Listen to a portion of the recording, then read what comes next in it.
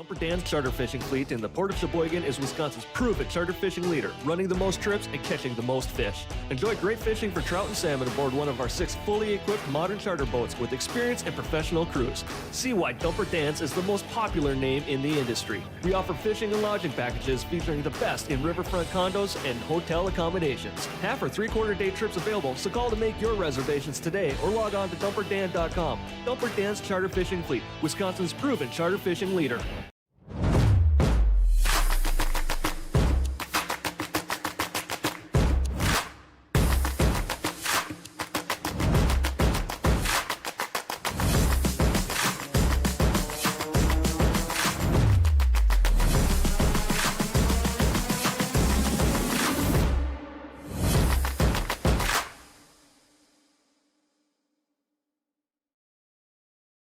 For generations, billiards has brought people together across small-town bars, local leagues, and tournament play. It's more than a game. It's tradition combined with growth in our billiards community. The Wisconsin Billiards Hall of Fame is here to honor those who built the game and invest in those who want to carry it forward. As a member, you help preserve the history of billiards in Wisconsin and get exclusive access to Hall of Fame weekend and voting. And the game continues beyond the table. Explore our tournament directory featuring events from across the state. Browse the online store with official merchandise and gear for players and fans, and much more. Join today and support the legacy. Become a member at wibhof.org.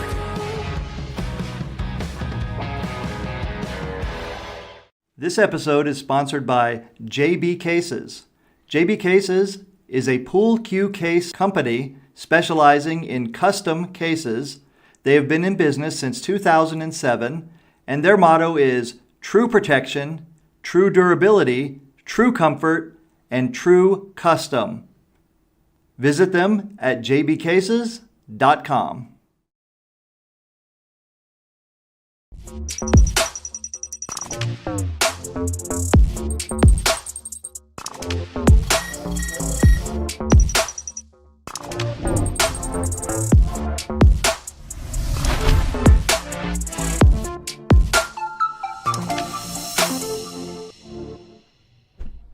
Welcome, everyone, to Outer Points Productions in the Knockout Challenge series.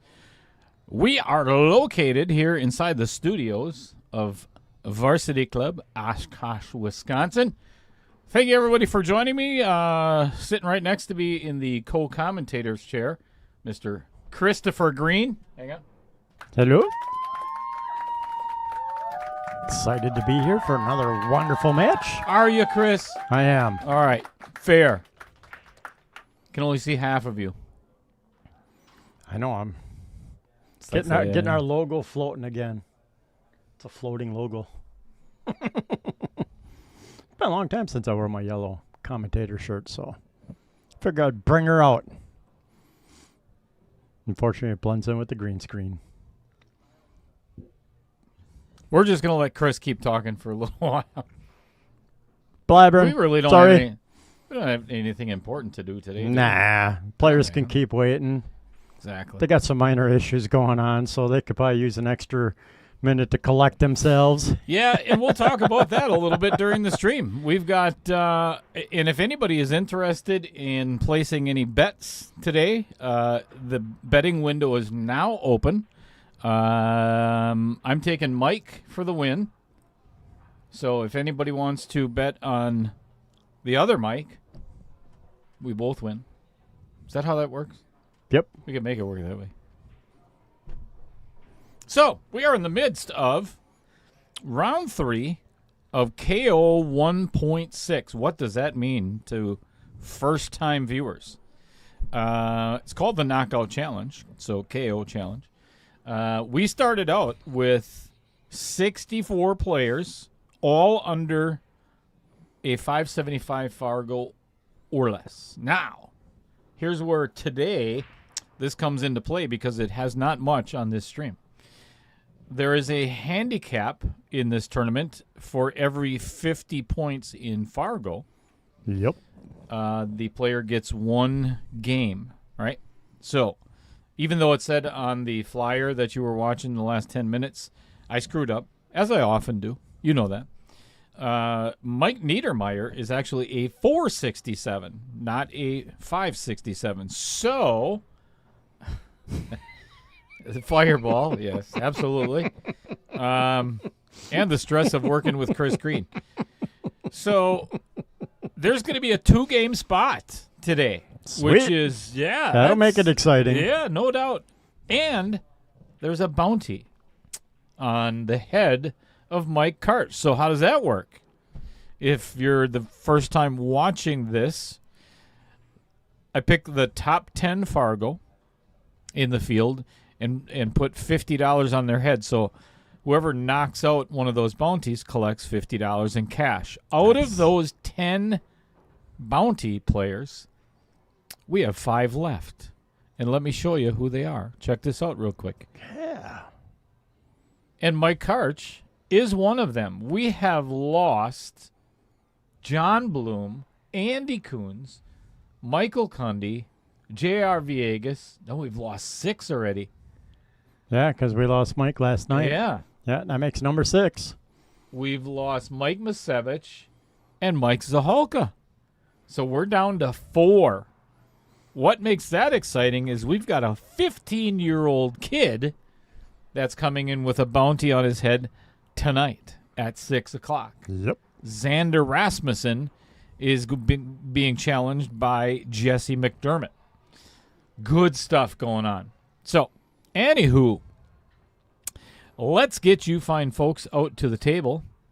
Yay. There's Mike Karcz, Mike Niederrmaier. I'm going to go out there and hang out with the players for a little bit. Chris Green is going to go over. Let me put the rules on the table for you to check out. Rules Who are needs overrated. rules? Exactly. See ya. Who's got the biggest cue stick wins. Knock him upside the head. See who wins. No, kidding. All right, match format. If you don't know, we will leg for the first break. So both players will leg. Alternate breaks throughout the entire match. 8-ball rules is your standard BCA L 8-ball ball in hand rules. So if you make the 8 on the break, it's not a win. It's not a loss. If you make the 8 and scratch, the other person gets the choice of spotting the 8 or re-rack the rack and re-break it. If you don't scratch and make the 8, then it's your choice to either spot the 8 and continue play where it sits or re-rack and re-break. 9-ball, we are not allowing a 9-ball break anywhere on the table. I know like some tournaments will do like upper 4 or whatever. No matter where the 9 goes in, if you make it on the break, it is spotted and you continue play where the balls lie. There is no winning on the break. Got to run the rack out. In 9-ball, we are allowing to short rack. So let's say you make the 1, 2, and the 3 9s lined up. You hit the 3, pocket the 9, you win the game. We are not allowing that in 10-ball. So 10-ball will be spotted if you play the 10 in a combination.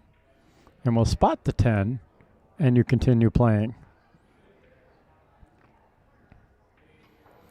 Jump cues are allowed. Both 9 and 10-ball, we are allowing 3-ball foul for a win. So if you can foul your opponent 3 times, you can win that game. What else? If you're not knowing the 10-ball rules, if we make it to a 10-ball set, we can talk about it more then. But generally speaking, call ball like 8-ball. So it's not a slop game. You have to call your shot. You pick one ball or the other. If you're looking like you might split like the 2-4 on the table, let's say you're looking at that to split them, you got to call one or the other and go from there. Another thing that some people aren't aware of in 10-ball, let's say you're shooting the 2 ball, you called the 2, but you pocket the 4. Not only is it a loss of turn, but let's say you hook your opponent on the 4 ball, then they can have the option to make you shoot again. So if you pocket the wrong uncalled ball in 10-ball, you are playing, you might be shooting at that shot again because it is the opponent's option to make you shoot again if you illegally pocket a ball in the wrong pocket. Looks like Dale and the guys are done going over rules, so they're going to leg. So let me switch the view for you.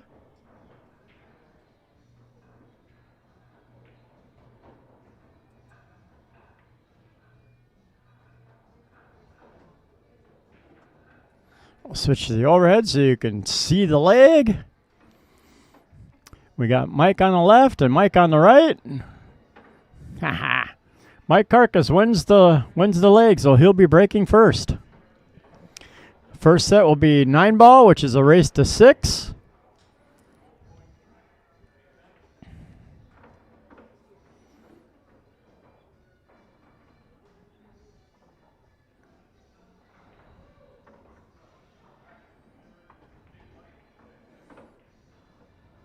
Might bump the race up to 8, but I doubt it. You're not going to bump the race up to 8 for the other Mike, right? So the first Mike still has to win 6? So, yes. The way it works is I never take away from one of the players. They still have to. Mike Karcz has to win 8-7-7. And then Mike Niederrmaier still has to win 6-5-5. Okay, that's what I was thinking. But I wanted to make sure before I actually made it official to the viewers. Yep. So now we know what's going on for the races. So if you're curious on why the scoreboard says 6 and Mike Karcz keeps playing, that is why, because of the 2-game spot. So here's what we're going to do to make it a little less confusing for anybody that is just coming in. You going to adjust the scoreboard quick? I am. Nice.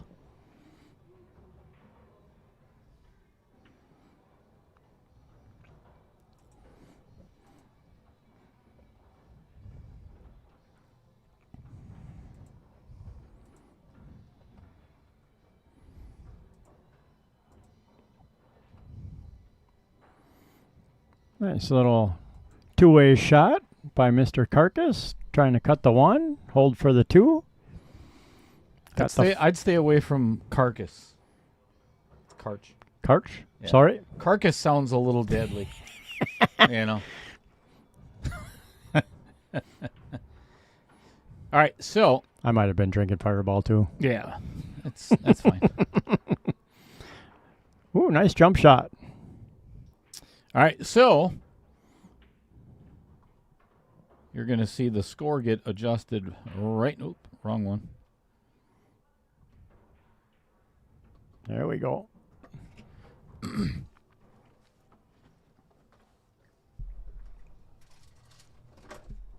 That way, if you're just going to be joining us, you won't be confused as to what the hell is going on.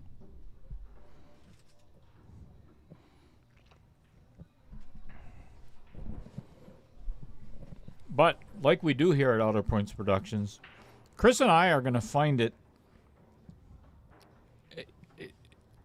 as soon as possible to confuse the hell out of you, in some way, one way or another.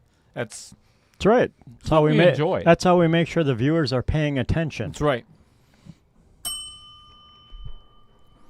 Keeping us on our toes. So thanks for coming in and viewing, everybody.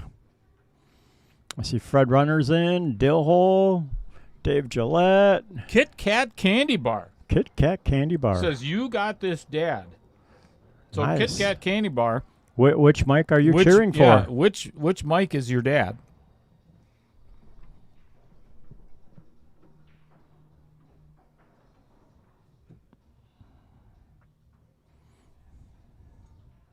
Chad Johnson.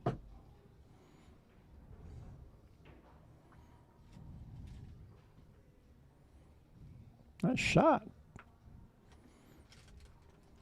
Great angle on the 6. Get back down for the 8.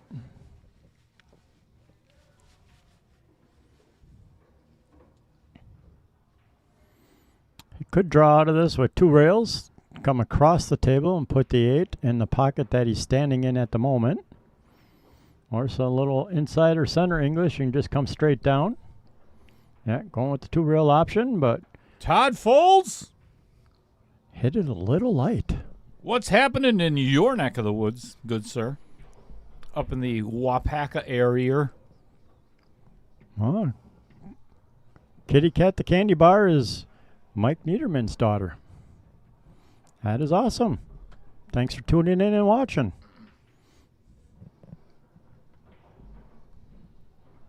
Actually, Todd, what city is your meat cutting business in?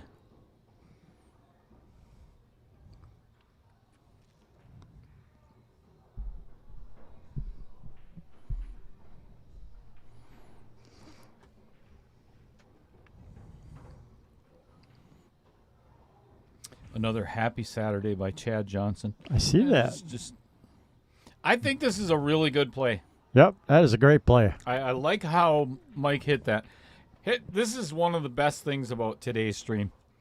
We could screw up so bad, and just because we're constantly going to be saying, "Oh, that was a great shot by Mike," right? Or that was a great save by Mike. What an incredible jump by Mike. Mike's got really good hair. Mike is balding. We can't go wrong with the name. Right. There's no way we can screw this up. Mike played a great save, and then Mike missed the 8-ball. Mike missed. Which brings Mike back to the table. Mike really sucks today. Or Mike is shooting incredible today. Look at the stance on Mike. That's a nice watch, Mike. I don't think we can go wrong. Nope. Everybody wins today. Except for Mike. Mike's going to lose. Well, yeah. Good point. Great shot on the 9.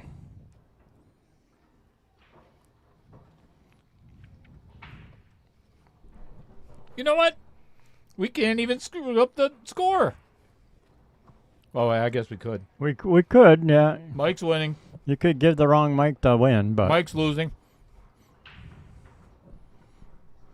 Marshfield. Yeah, that's what I said, Todd. Wapaka.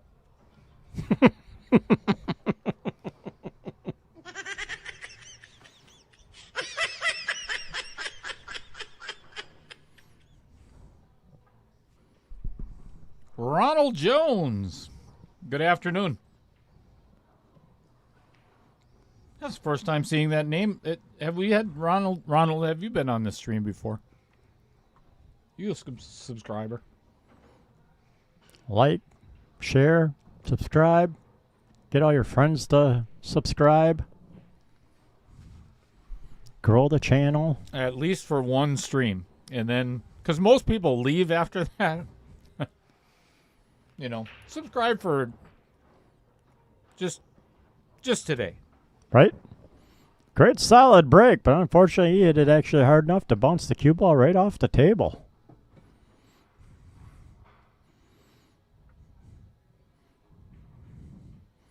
The only trouble I see is possibly the 6 and the 8.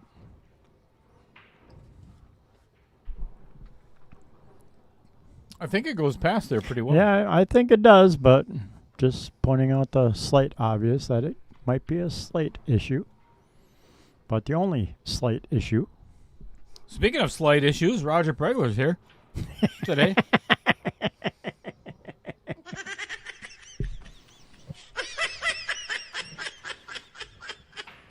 And he's been so friendly so far also. Oh, yeah. Like a friggin' porcupine. Ooh,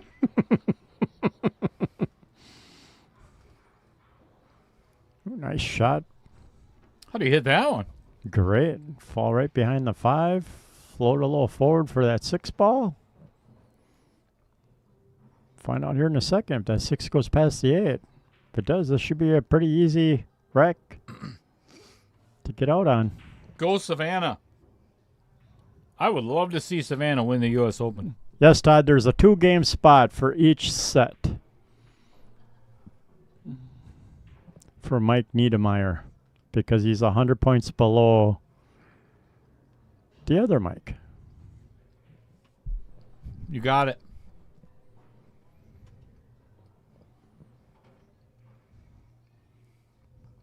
Center English, come back around for the 8.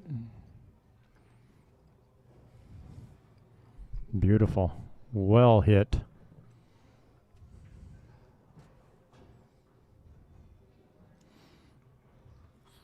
Hey, I'll bet you Mike loses. Oh, way to go out on a limb, Chris. Thanks. This is not a well hit. No, that was definitely not well hit.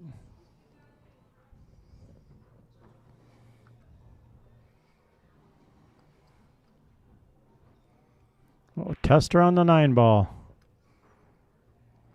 Beautiful. Oh, Beautiful. perfect out.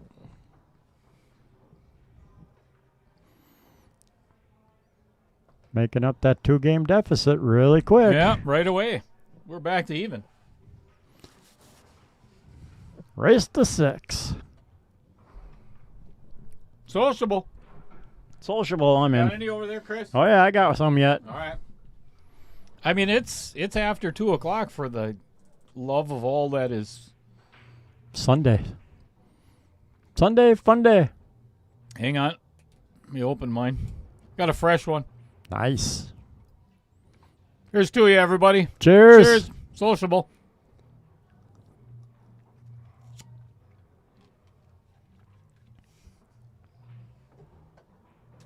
Oh, that leaves such a fabulous taste in my mouth. Right? I like it.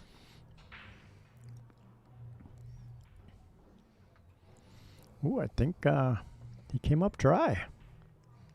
You know what? As long as we're on this screen, let's talk about the Varsity Club. I like the Varsity Club. It's a And nice well place. written, too. Adam Carlson did this all on his own. Actually, I think he got some writing help from Roger Pregler. You sure it's not just Roger coming up with it? Yeah, that's a possibility, too.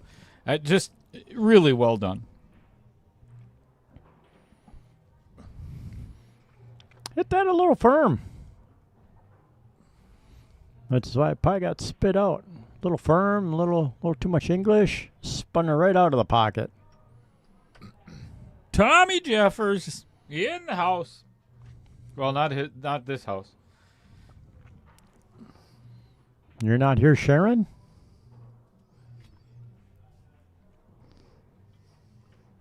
Shannon Obler tuning in from Fond du Lac. Rhino 502. What's up, Rhino? Yeah, we kind of covered that.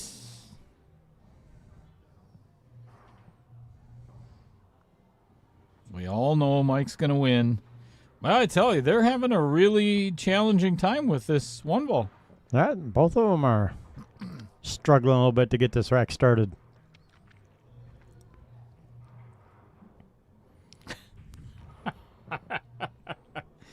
Robert Snell talking about Roger Pregler.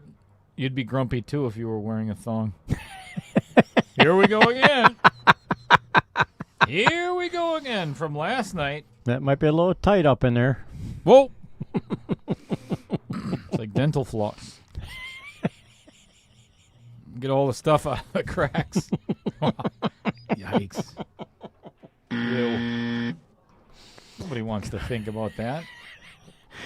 Mike's jumping over the 5 for the 1 in the corner. Good That's hit. a good hit. Might get away with it. Oh. Good enough. Yeah. Definitely didn't leave an easy 1-ball. I don't know if I would be grumpy if I was wearing a thong. No? If it was my wife's, and we were at home. Could be fun. As long as nobody else finds out about it. I don't care. I'm not going to take any pictures. Are you sure? I've seen your Santa Claus things. Oh. Your elf pictures. That's right. Some of them are disturbing enough. True.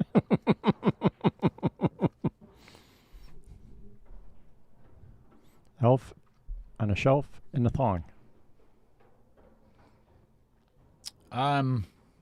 No? I'm not sure how you define disturbing, but whatever. Well, one of them Great hit. One of the pictures, and I don't think I showed that one, but out on their front porch, I had my pants down and squatting, and it was called poop on a stoop. Nice. Mm-hmm. I like it. Crap on a step.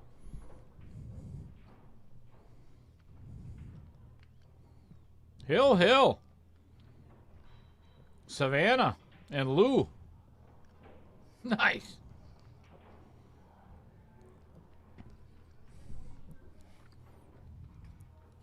Meep. Go Roadrunner. Meep.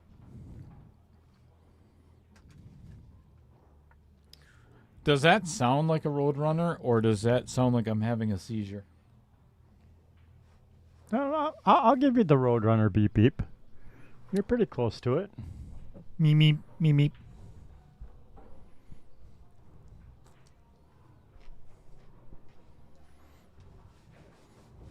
And if you are having a stroke or a seizure, once you start flopping a little more, I might call 911. Might. Flopping around like a wilted pickle. I might have to drag out my phone and get video on it to put it on the stream later. Yeah, that's not a bad idea. Just turn the camera on me. I'm okay with that. I'll already be going, True. Do whatever you want. Ooh. Nice shot in the side pocket.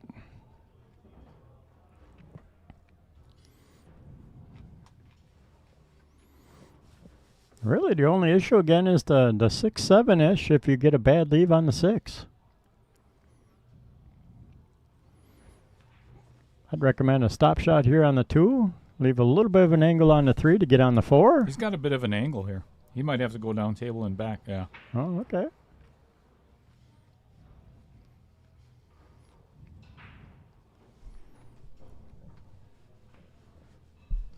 Savannah's in jail. Oh, boy. What did she do? Stole a piece of chalk. Tell her to jump it off the end rail, over the ball, make the hit. That ball in the corner pocket. Piece of cake. Nice shot. Well struck. The issue is now he's super flat on this 4 ball.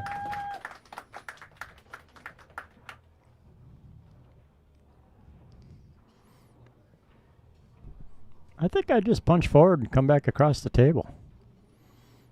How far I get down, but I just want to be kind of straight. Created a little bit of an angle there. Yeah, Nicely done. I like it. And he really left himself in ideal position to just pull this straight back. Yep, and get a great leave on that 6 ball. Yeah, I mean, he could go back as far as the middle of the table and still be okay. As long as that varsity club logo doesn't get in the way of his eyesight, I think he should be fine. Oh, he'll be right on the edge of it. So, hopefully that won't interfere. I tell you, Jeremy West is so good at that. And I don't think we've given him enough credit. Keeps getting that nice and centered when he refelts the table. Oh, he leaves the... Rattles the 6, trying to get on the 7. Uh-oh. Ball in hand for Lou.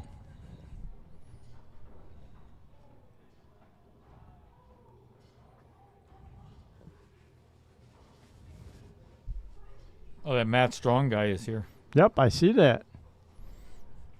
He's probably looking for me. You owe him money or what? No. Stole the tires off his truck. Sweet. Did you sell them? Well, yeah. Nice. No, we actually found his chalk cover that he was looking for from last night. So I texted him this morning and said, hey, I have it. It's in my locker. Charge him for it. Right? Finder's fee? At least 10. I would say. All right. As As crazy as this sounds, folks, Mike Niederrmaier to win his first game.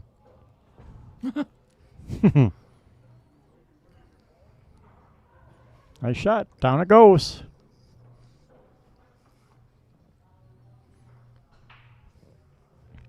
Three to two.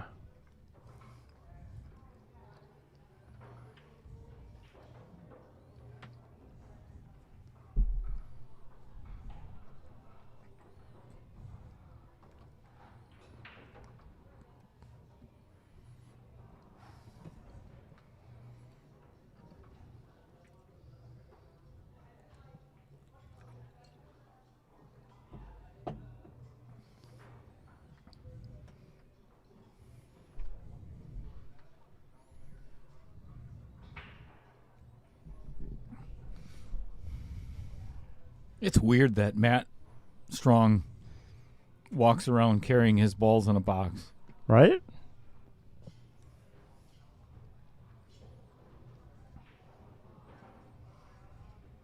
I'm surprised that Katie lets him out of the house like that.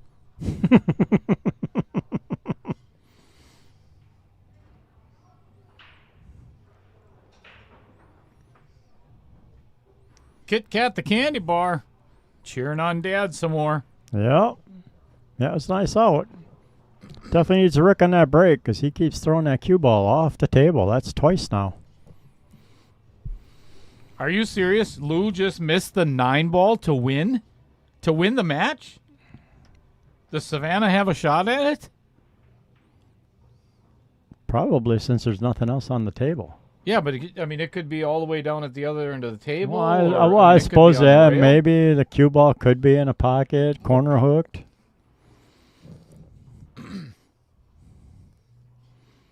Savannah drilled it. Nice. So Savannah moves on. How do you feel if you're Lou right now? I want to go out in the parking lot and hang myself. Sell my pool cues, everything else. So Savannah Easton is Going in to the finals. Congratulations. That's freaking awesome. Yep. All right, who wants to turn this stream off and watch that? Just kidding. So you put dual monitors on your computer so you can watch both matches. You betcha. Oh, he shot that one right into the rail. Man, gets away with it, though. Well, I guess the 2 leaked out, so maybe he didn't get away with that miss.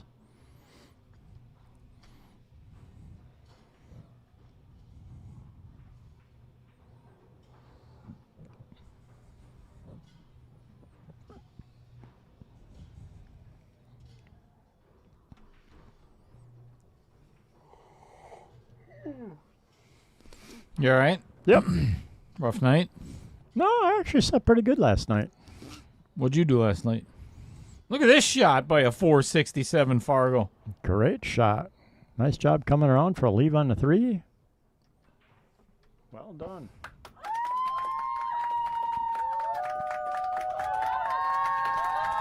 You mean after we got out of the booth at 11:30 at night? I wasn't sure I was going to say it out loud yet. Uh-oh, 6 ball. Oh, got a friendly little rub there. Yeah, got a friendly little bump.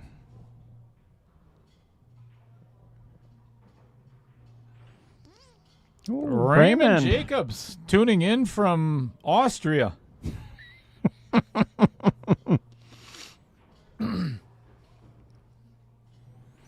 Hello, Raymond.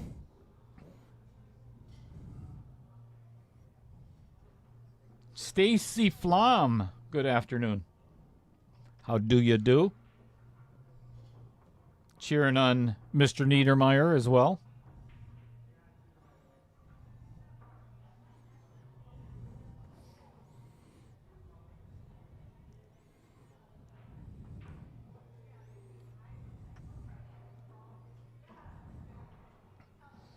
Andy Coons, good afternoon. Afternoon, Andy. Welcome to the stream.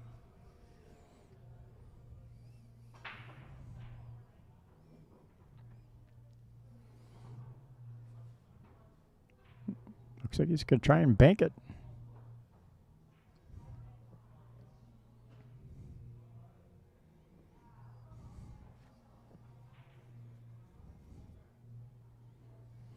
No, that's awesome for Savannah.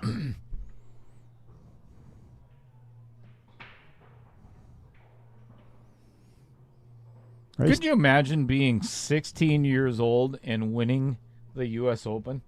No, that would be phenomenal. I mean, what's your next goal, though, then after that? It's like, wow. You win more tournaments. Right? And just think of the deals or everything that goes along with winning that. You know, that's a lot of prestige and a lot of sponsorship money. Q deals. Yep.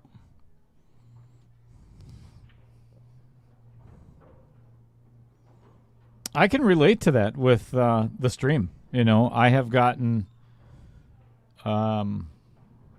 free chalk holders, you know, from Brave Billiards. Yep. I've gotten free soda once in a while when Roger Pregler buys it. He's a good sponsor that way. Yeah. So I it's the same thing. It's the same thing as winning a U.S. Open. Exactly. Not. Son of a...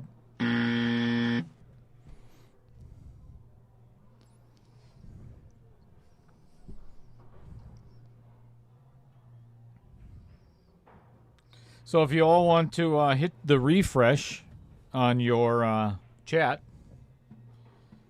I allowed Raymond to say whatever he wanted to from Austria.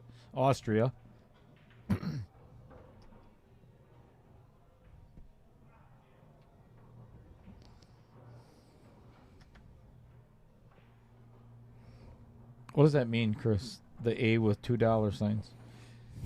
Does he wants to donate to the stream. Yes, he wants to donate money to the stream. Oh, thank you, Raymond. Is that going to be in Deutschmarks or pesos? What kind of money do they have in in Antarctica? Ice cubes. I'll trade you 2 emperor penguins for 1 beluga whale.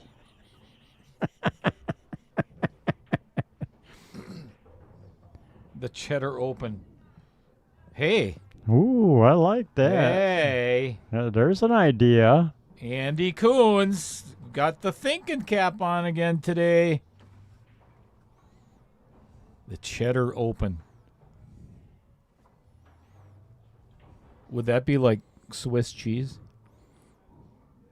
Because of the holes? Because of the holes? Well, then it wouldn't be cheddar. Never mind. Let's rethink that. You could win a bag of Cheese curds? cheese curds. How about a lifetime supply of Union Star? Ooh. You get 1 bag per week. That's not a bad deal. Nope. It's like $5. That'd be 5 times 50. That's $260. $275 value. I like it. Trying to play safe. I'm assuming he was trying to get the cue ball behind the 8 ball. Get the cheese open. Failed.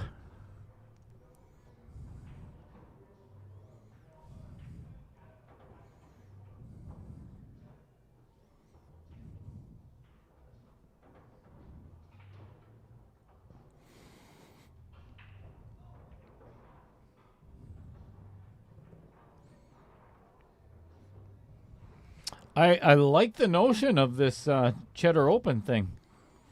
What do you think it should be?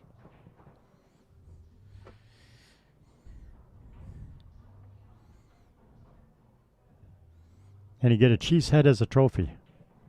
Oh, I like it. And a helmet. and plugged up for at least a week. We'll get you We'll get you some Metamucil. The winner gets a month's supply of Metamucil as well. Or a laxative. I mean, we could do it either way. Oh, don't hit it too hard where it goes in the side. He's fine. Yeah. Good speed.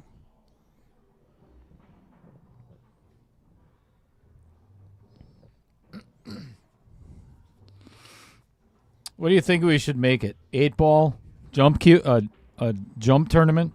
Ball and hand tournament. See who misses the most. I like it. Yeah. I think that would go over well. I'd win. Dan Yenner would come in second.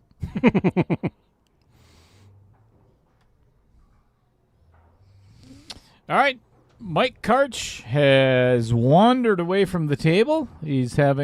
Apparently he was listening to the stream, and Chris and I talking about bladder and bowel issues. Thinking about the cheese eating. All right, they are off to the facilities. I think both of these guys might be in their high 50s, low 60s, somewhere in there. Not their Fargo. Nope. Age. So, got to go to a little... What's coming up next, Chris? If you want to know where this tournament stands, here's a list of what's going on.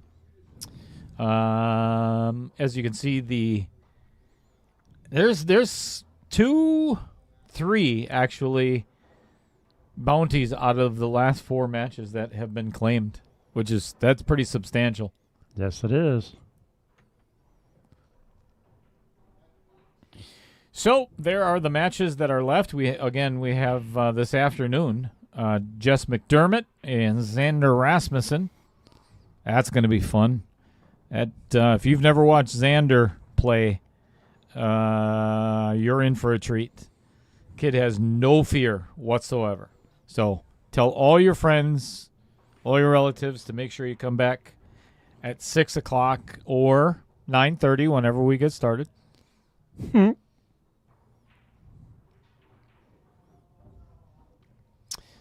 And this, they're on their way back, so we'll put that up there. And then here's what is at stake today. A couple of stakes, actually. I like steak. $50 bounty plus whoever ends up the non-winner today goes home with a handshake, a thank you for playing, a long drive home, and a better luck next time. And might kick the dog when they walk in the door or yell at their significant other, blame it on Chris Green for the shitty commentary. I like it. Or the lights were too bright, or my underwear were too tight. Whatever. As pool players, there's a million excuses out there. We hear all of them. Literally, all of them. And then some. Yeah.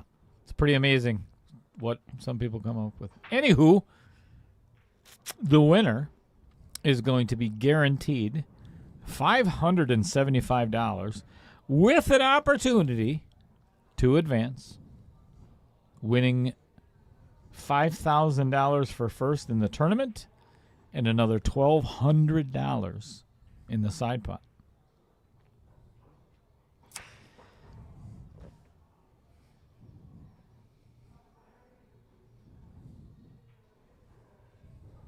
All right, let's do it. Oh. It's one of those instances you are extremely happy you did not make a ball. Yep.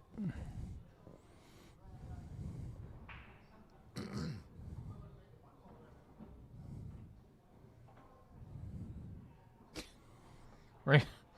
You're gonna have to refresh your stream again if you want to see what Raymond Jacobs of Austria just said. There will be one time in this life where I play you, Cheddar, with my shoe size Fargo and beat the hell out of you.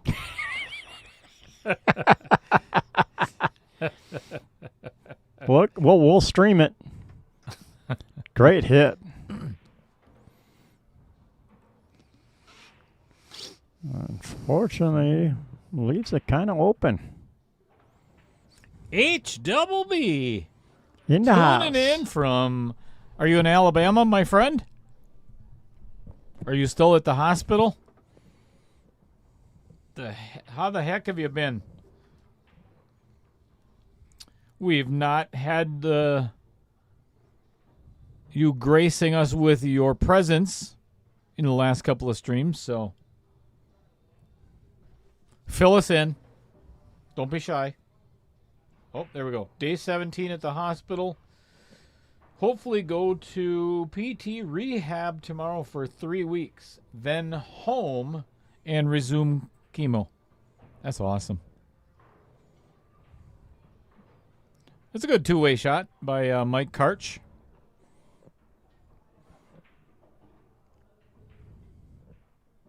Day 17. Wow.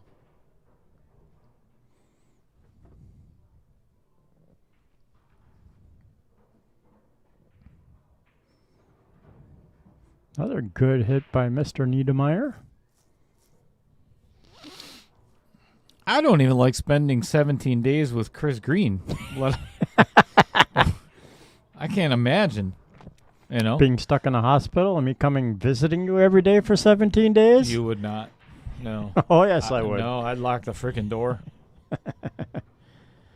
Jumping. I would have security on you in a heartbeat. Oh, good hit. And this might get behind the 6. Oh, and it sure does. Look at that for a jelly roll. 3. Maybe 4.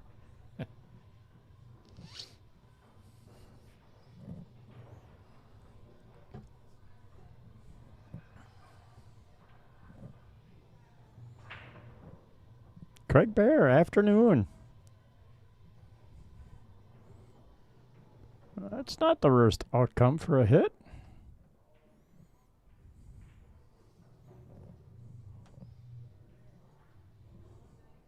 Raymond, do they have Fireball in Transylvania?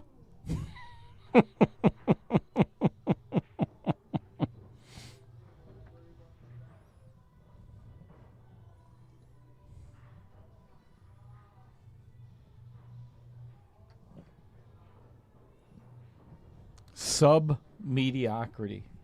Now there's a word. Mediocrity. Wouldn't it be sub-mediocre? Or, actually, wouldn't it just be shitty? Sub-mediocrity, I think, would be, these guys suck. We need to,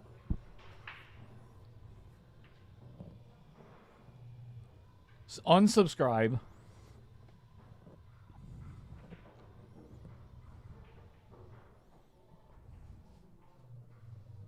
HWE, wait until this afternoon.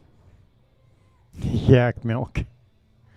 Yeah, what do you spike your yak milk with? Yak milk.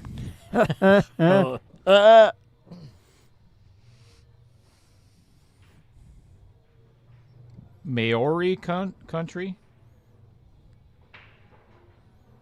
Maori country. All right, I may have to Google that.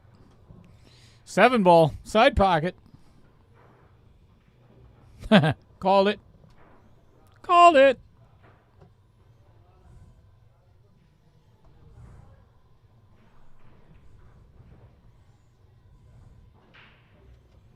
Check this out.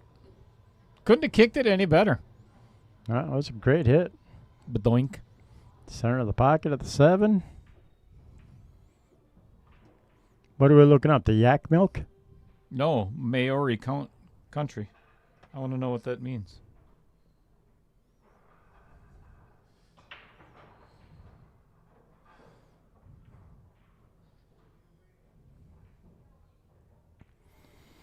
Nicely done. That's a really good controlled shot by Mike Karcz. Yes, it is. Gave himself a great leave on the 3.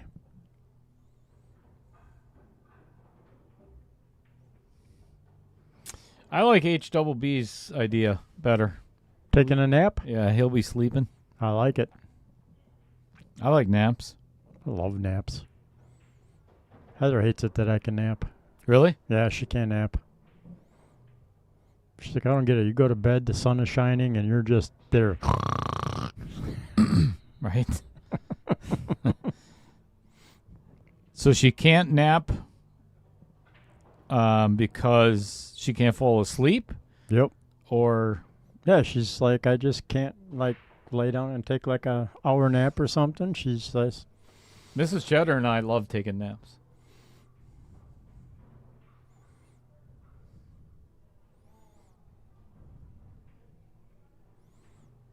Yeah, if Heather naps, you know she doesn't feel good. Because normally, yeah, she will not nap. Uh-oh, this might leak out. Not that it's an easy shot, but... Yeah, you might be able to spin that in, but he's going to have to either run into the 9 or 8 to avoid scratching in the upper right-hand corner pocket. Pocket.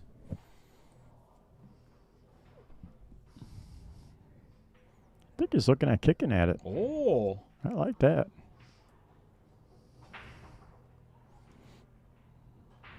Oh, man, I can't imagine. Yeah.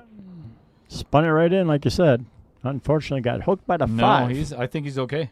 I think he can see it just fine. I'm looking down the barrel. I think he's got it all day Awesome. long.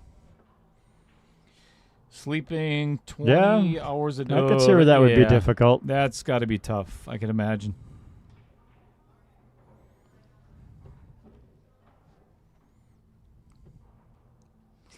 But, you know, there's silver lining to everything, right? I mean, hopefully you're getting healthy. I look at it from my perspective. If I was sleeping 20 hours a day, that's so much less time that I have to spend around Dan Yenner. That is a bonus. The morphine might make Dan Yenner a little more tolerable, though. Yeah, that's not a bad idea either. HBB, you get the Dilaudid. I did not know what Dilaudid was until I was in my car accident. I did not know so after the truck hit me and I was trapped in the car. Bummer. When I got myself freed from the car and opened the door, stepped onto the concrete, I fell down, but I didn't know why. Because I was in shock. Broken ankle? Yeah, in many places. Ouch. I didn't know that, though, because I didn't feel anything because I was in shock. Right. But once I got to, like, halfway there in the ambulance, the shock started to wear off a little bit, and I'm like, oh, that hurts a little? Yeah, that doesn't feel very comfortable. There's something wrong.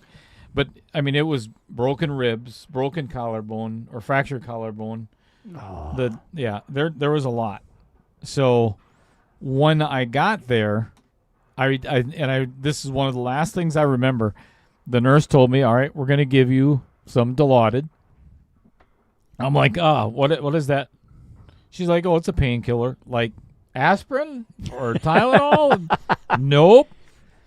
And I remember her saying, you are not going to feel a thing. And I mean. Bless you. Thank you. And you don't feel your face. You don't feel anything at all. And you want to talk about going to your happy place? Oh, man. You was a happy little camper for a little while? I'll tell you what. If you guys want to see, I have never shown this on the stream before. I'm going to see if I can find it. There is a video that Mrs. Cheddar took while I was on Dilaudid. Oh, my goodness. And I'm sorry, we're detracting from HBB. I apologize for that, but it is not just like aspirin. The accident was 2018. I think it was 2018. I remember it was September 12th because it's Little Limburger's birthday. Or September 11th, sorry. And I'll get back to that. I'm going to see if I can find that video. It is, I promise you guys are going to laugh your ass off. It's what happens when you're on Dilaudid. I'm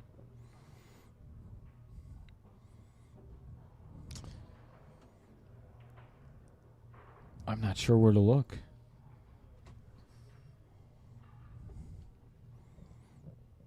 Google Photos? No.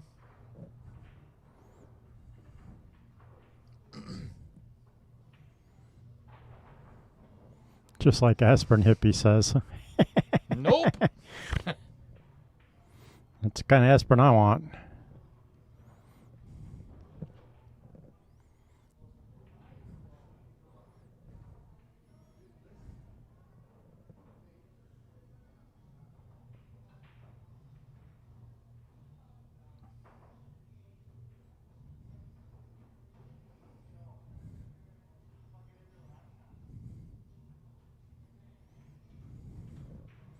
Ooh, nice try on the 3-ball.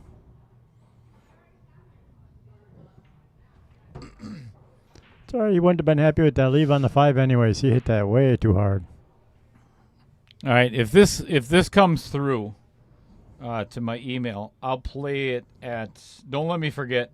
I'll play it at the player break. Oh man, I have seriously watched this video, or me and the family have watched this video. I bet at least 50 times. Oh, it came through. Oh, you guys are gonna love this.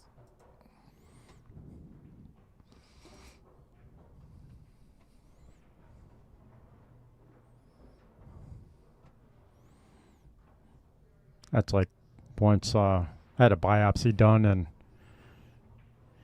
coming off anesthesia, and wife's getting ready to take me home, and I'm getting grumpy, and she's like, "What are you getting grumpy for?" And I'm like, "I didn't get my muffin. I was looking forward to my lemon pepper muffin. Yeah, right. I didn't get my muffin." Right. She's like, "No, you got your muffin." I'm like, "No, I didn't." Yeah, I had no clue. Didn't remember it at all. She's like, "Oh my God." Heather says the same thing. I'm hilarious coming off anesthesia, so I bet you on Dilaudid I'd probably be the same thing. Oh, just a blubbering idiot. Yep, just a happy little camper. Mm-hmm.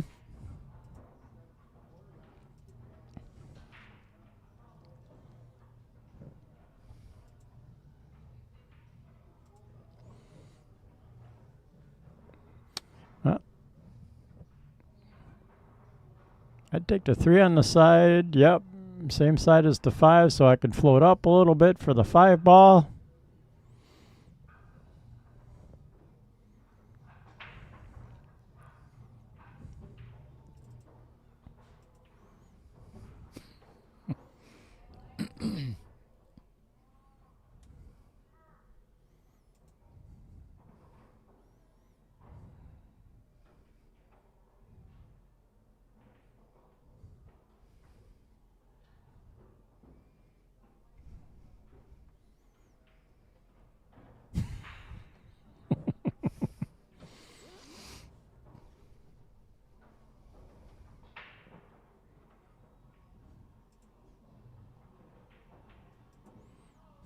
I need an outer point shirt. That'd be fun in the hospital bed.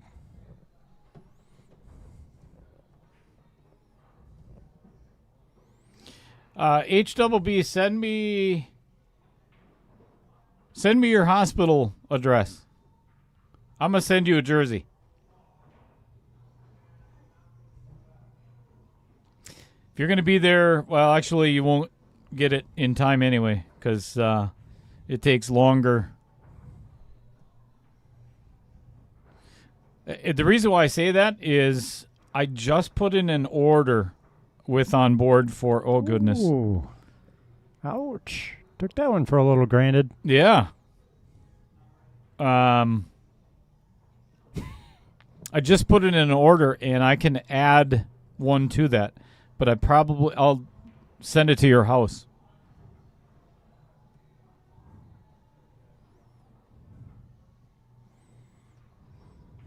Raymond, you will get no such thing. Well, actually, if you want one that says Little Gouda, I'll send you one. You're paying for it and the shipping to Transylvania.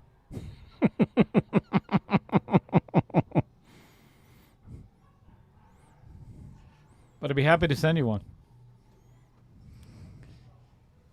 What would be a good one for Everybody Loves Raymond? We could put that on the back. I like that. We could put that on the back. Raymond, did you ever see that show? That is a fabulous show. Oh, I love it. Heather and I love it. I'm still in love with Deborah. I think she's just hot. It's on Netflix. It is. Oh, I've seen every episode 14 times. Nice. All right, we are all tied up at 4 apiece, I think. Is that the right score? Yep. According to the chips, it is. 4-4. Race to 4. It's all about the fours today. H-double. You can be whatever you want to be, man.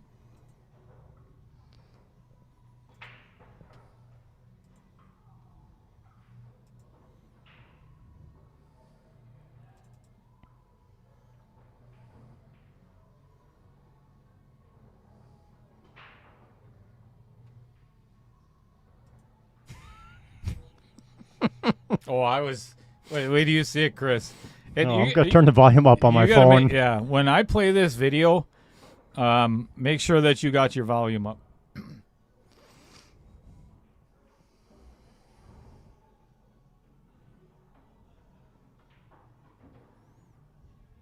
I think we all had a crush on Deborah.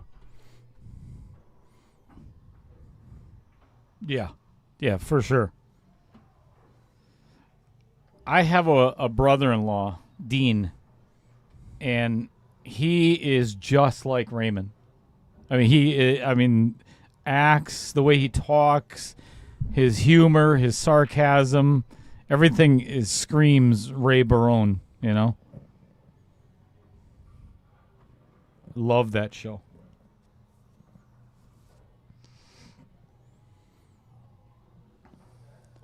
Well, Mike's not happy with that break, but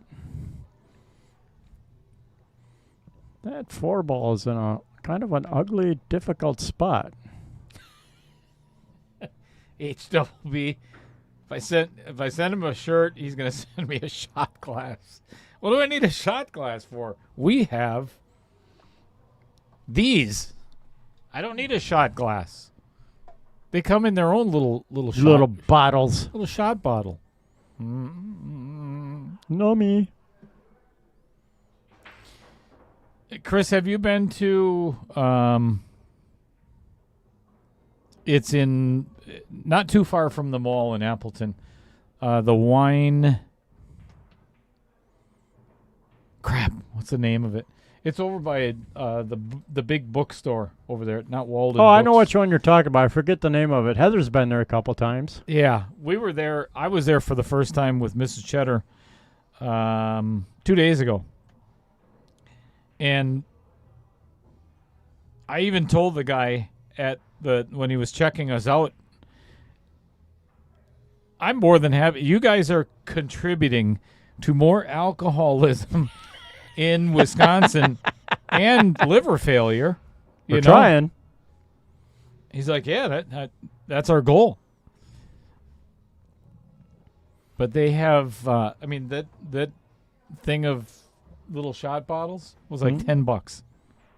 That's not bad at all. Ooh. I think he knew he missed that as soon as he hit it. Yeah. Thinking a little too much about his lead for holding for that 4-ball, because that 4 goes past the 7, so that would have been a great shot.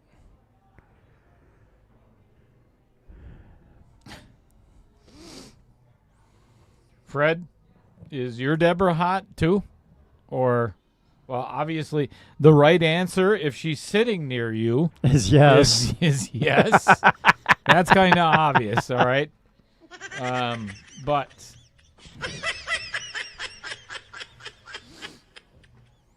and of course, you think she's hot, otherwise you wouldn't have married her, right? Right. Hopefully. But let us be the judge of that. I think that's only fair. Agreed. Holy smokes, just firing everything in. Yeah, I think he was hoping maybe to try and ride the 9 a little bit there.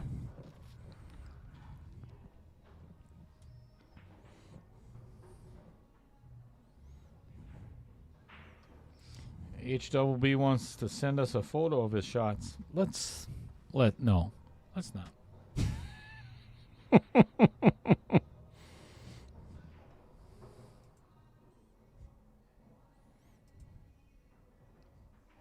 This seems like it's turned the wrong way. Yeah, people will get the gist of it. Yep. I'm waiting for one of them to take a bathroom request.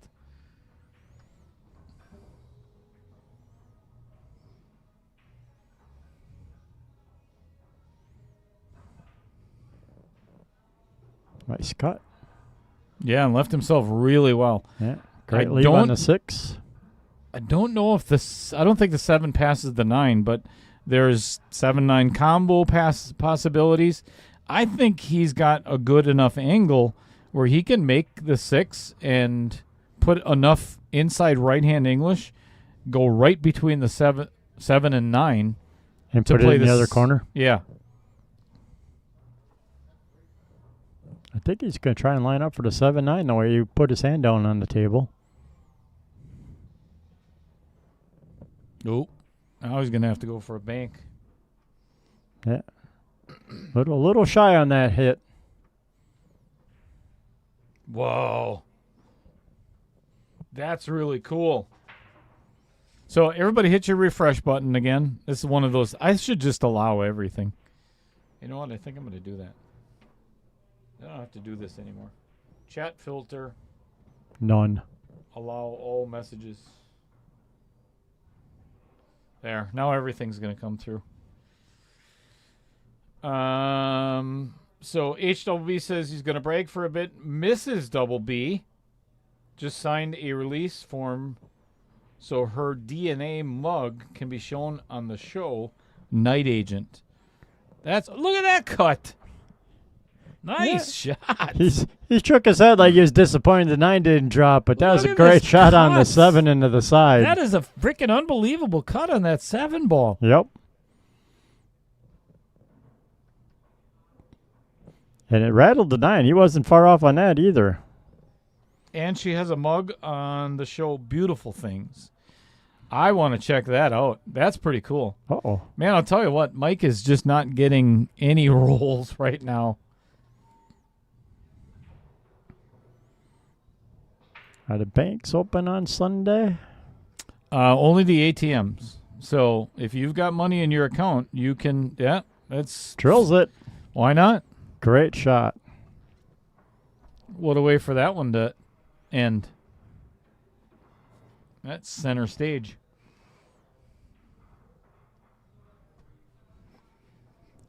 All right, Mike Karcz gets his first lead of the match.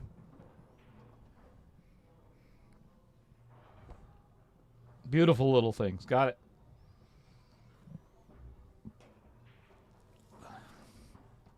Roger Pregler's over there looking it up right now.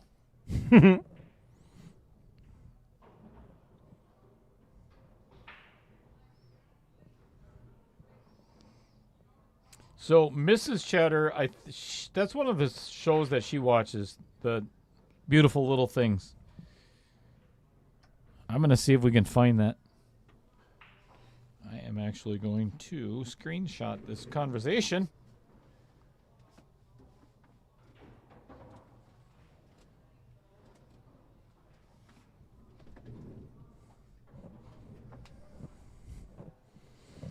Terrible show.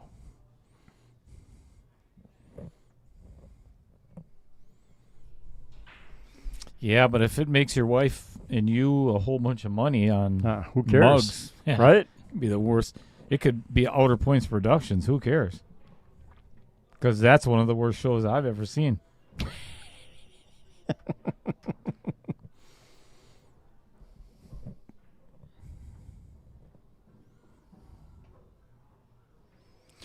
I'm assuming the acting and the script and everything has to be better than.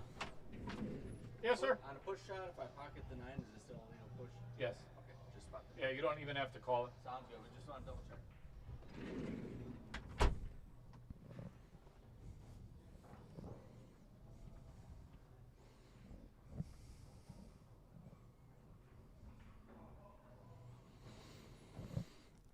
Part of it is, beating a higher Fargo player in like a tournament or something that's rated. Your Fargo can also go up depending on your opponents, how they match up with other people, and then how the algorithm judges you compared to that person can also make your Fargo go up and down. So you don't necessarily always have to be in a tournament to have your numbers go up or down. Yeah, there's actually, and it may sound crazy, but there's a lot of variables that will make your Fargo go up or down. Yeah, like Dale's like, he's like, yeah, my Fargo went up a point. I haven't played a tournament in months, but depending on how the people he played, if they do well, the algorithm will go, if these guys are doing this and you still beat them, you should still go up then because they are improving, so that's going to force you to automatically improve. It's kind of the generic way to look at it. The system will, quote, assume that you have also improved, and it'll raise your rate.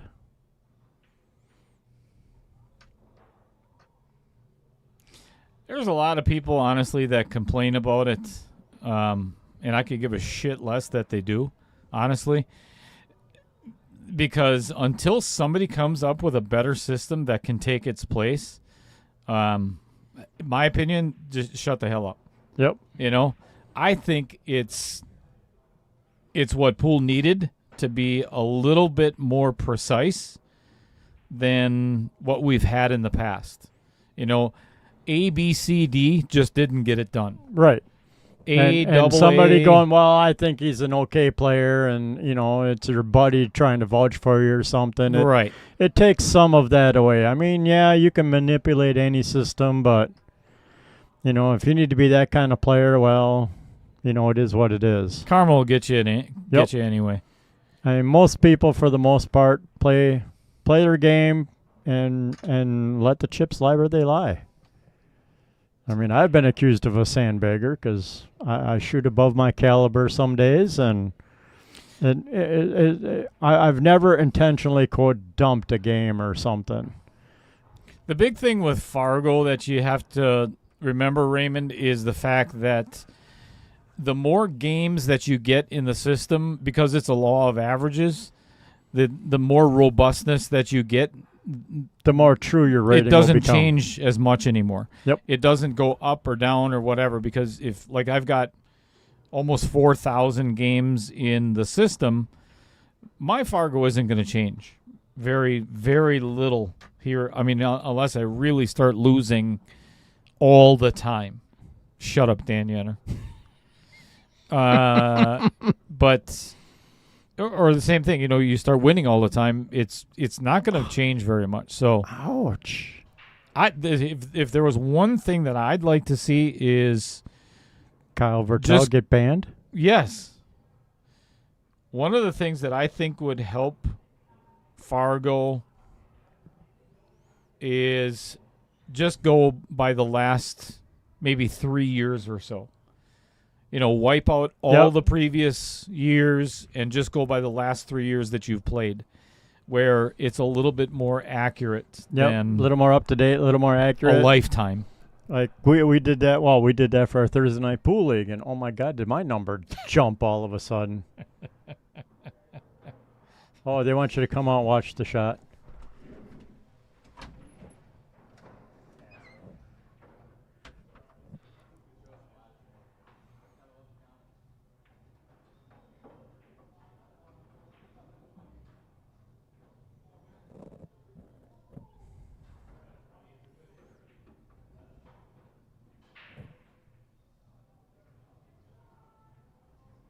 Foul.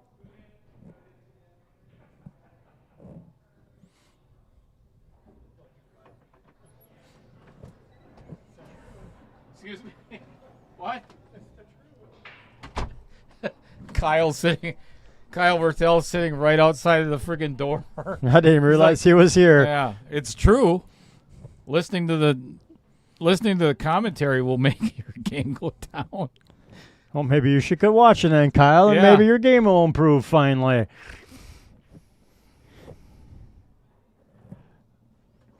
Nice I'll be little right hit. back.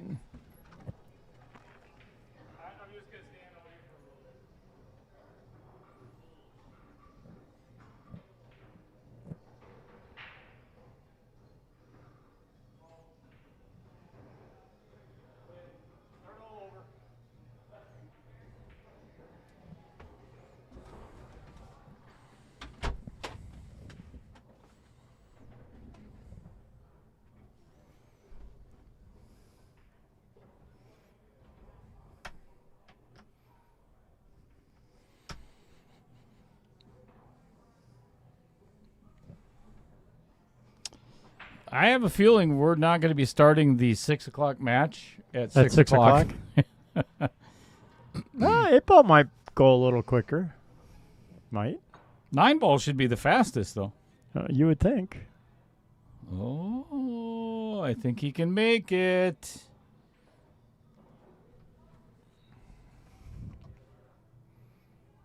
Oh, yeah, he can definitely make that.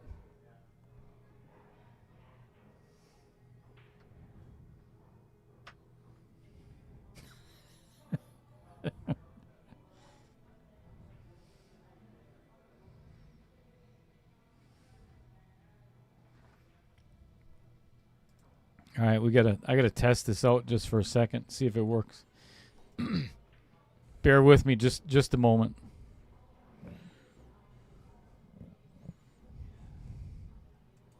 Yeah, no, I said I had a big. All right. So how can I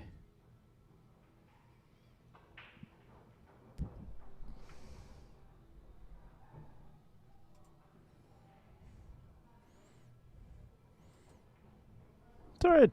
Don't take it the wrong way, but I'm in no hurry to have my numbers start going up.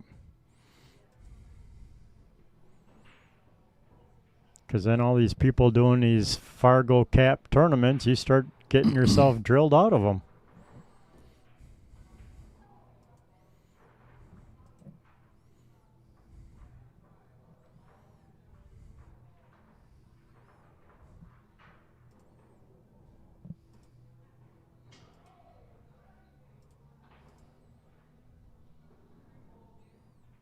Uh-oh.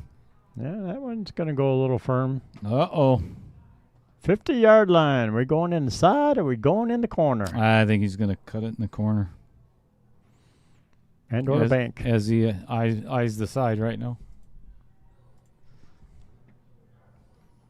You might want to change the camera view.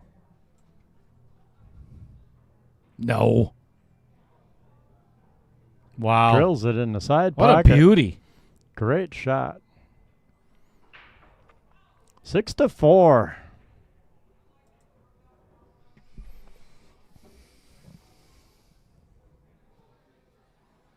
Apparently you cannot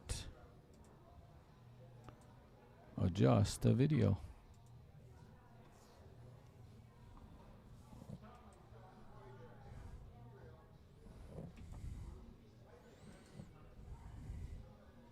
Close your ears. I'm messing around with the. Yeah, no, I said I had a big win. Why are you All right. So that way.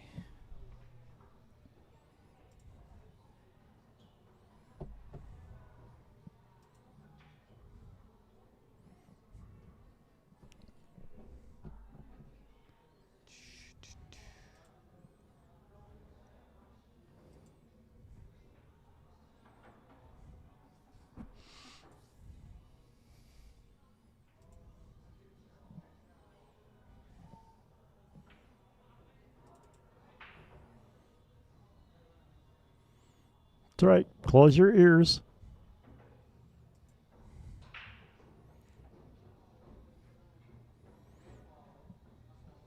Well, made a ball, but scratched in the side.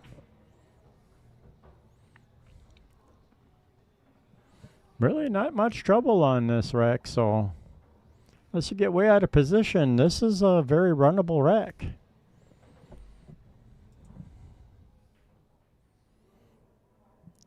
Hardest shot, depending on the leave, might be simply as dumb as it sounds, 2 to the 3 to lose an angle on that.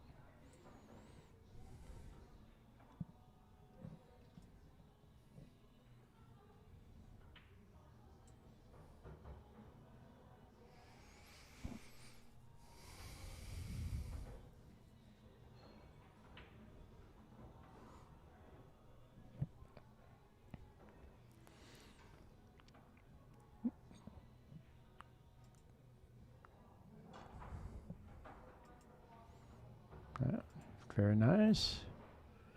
Now here you would just want to kind of tap this in with a little bottom right to just bounce off the rail a little bit and hold for the angle on the 3. So you can kind of do a stop shot into the side pocket and then get a good angle on the 4 to get back onto the 5. Hey, you're upside down now. You flipped it the wrong way. Thank you. You're welcome. Well, this isn't the worst. I'd still take the 3 in the side and come off the bottom rail with a hair bit of right English. A layer. Right English. And then take the 4 up in the corner.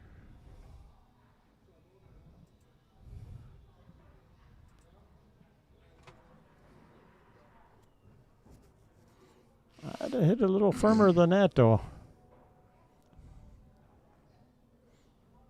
Would want to come off that bottom rail and come up about to the first diamond before the side pocket. With looking at where the cue ball is now. So explain to Off Constantly his question there, if you don't mind, Chris. Oh, sorry, Off Constantly. Mike Niederrmaier is 100 points under the other Mike. So because of that, this tournament is handicapped. You get a 1-game spot for every 50 points difference in Fargo rating. So Mike Niederrmaier gets a 2-game spot in each set. So hence, usually this is a race to 6. So Mike Niederrmaier still needs to go to 6 and earn his win by winning 6 games. But then Mike Karcz has to go up to 8 to make up for the 2-game spot.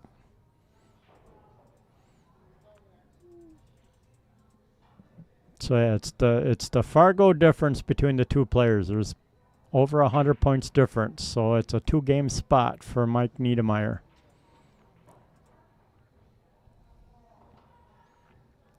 Makes the shot on the 4 and misses the 5. Brutal.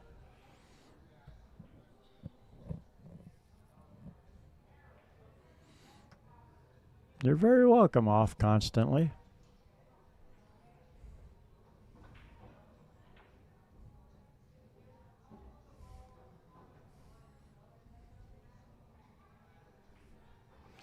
I really hope that your first name is not Jack and King for a middle name. Mr. Off Constantly. Very disturbing. Very disturbing.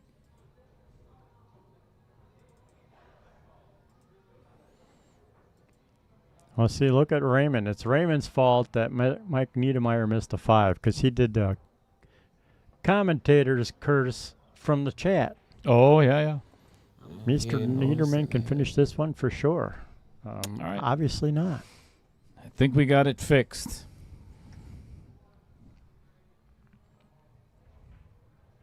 Great cut. Yeah, perfect lead for the 7. This is just a baby tap. No, I'd go down and back. Well, yeah. Either way, but I mean, if you wanted to try and hold, it's a baby tap because you're hitting so little of the 7 that, I like it's this. smarter to go down and back up. because then you can let your stroke out. Oh, you jinxed it. It's all your fault, Raymond. You know it. Take credit for it. FFS that was our team name for Thursday night league. FFS. Sleep well, hippie. For sake. Oh, HBB.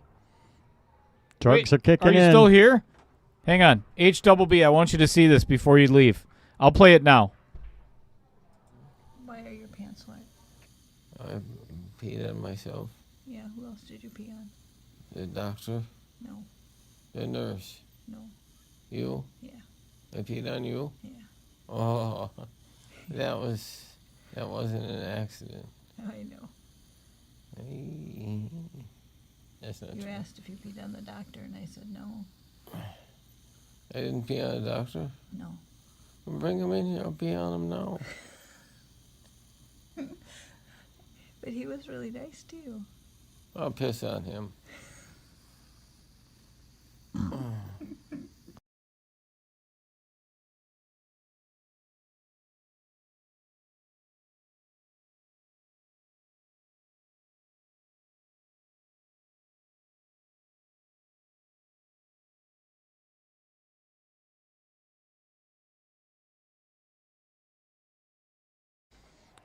All right, that's a winning shot. All right, so you got to see the end of it there. They're gonna go to 8-ball while they're doing that. Yeah, unfortunately, Turn up your volume. I'm gonna play that again. So you got to make sure you hear what. Well, hold on a second. Hang on a second. The guys are gonna go take a little break. So I'm gonna go back to that video. I'm gonna restart it. And make sure your I'll give you a second to turn the volume up. God, I hope Mrs. Cheddar's watching right now. You didn't notice that I had a big wiener? Why are your pants wet? I peed on myself. Yeah, who else did you pee on? The doctor, No, the nurse, no, you. yeah, I peed on you. yeah. Oh, that wasn't an accident. I know. That's not You true. asked if you peed on the doctor, and I said no, I didn't pee on the doctor. no. Bring him in here. I'll pee on him now. But he was really nice to you. I'll piss on him.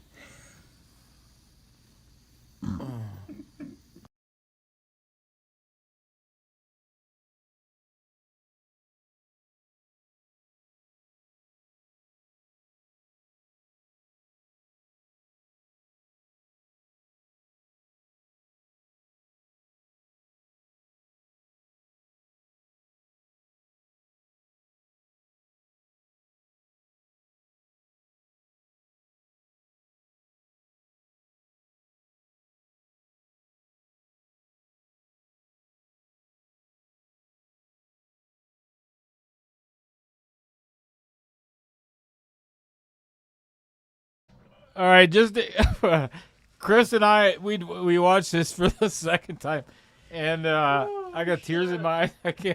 I can't stop laughing. I told you that Dilaudid will mess you up. if I ever get downtown, I'll get that video.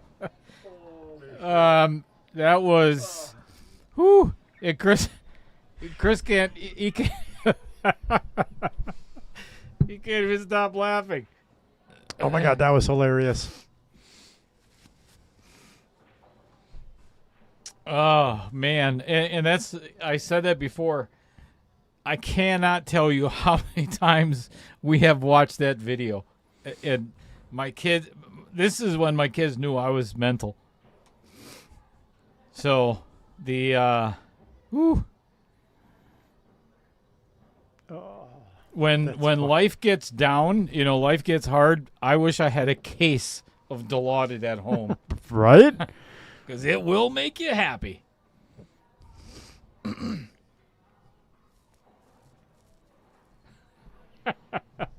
Randy Parla. What do you mean, who was that?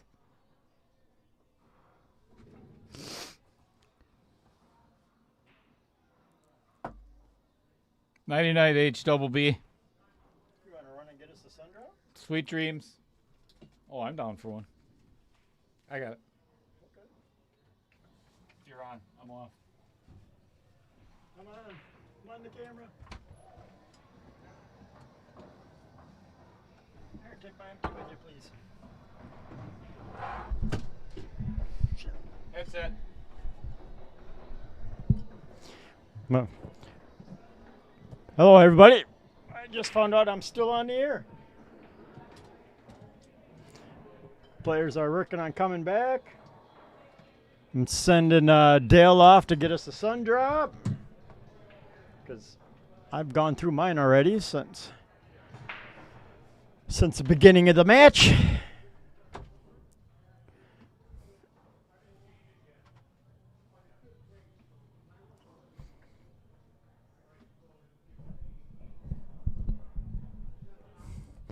Right? When you're sedated, you'll definitely tell the truth. Most likely.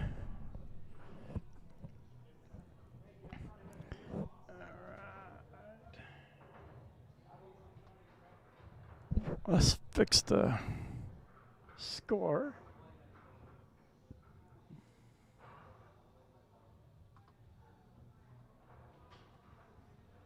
So we mentioned before, if you're wondering why Mike Niederrmaier already has 2 wins and we're just starting the 8-ball set, in case you've come in late to the stream, there's 100 points difference between Mike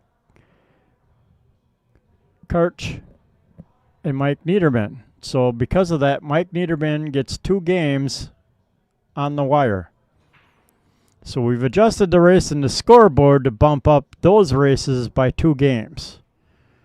So Mike Niederrmaier still needs to win 5 games for the original race. We're not taking 2 away from him, but now we add 2 more to Mike Karcz.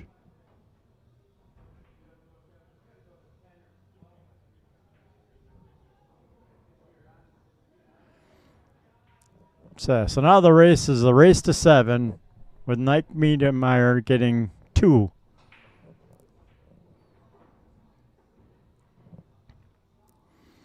Well, heard a couple balls drop on the break.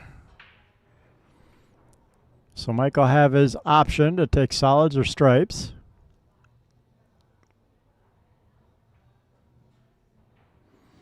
Oh, he made the 8-ball, so he's going to re-rack and re-break. I did not realize he made the 8. So, yep, Mike has the option to re-break.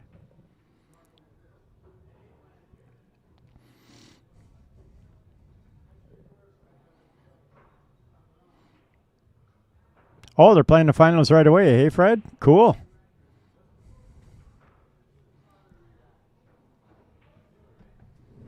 Hang on. Is it a spot or a re-rack, or is it just a re-rack? It's his choice to either spot it and play the way the ball's set, or he can re-rack and run. Thanks. Yep.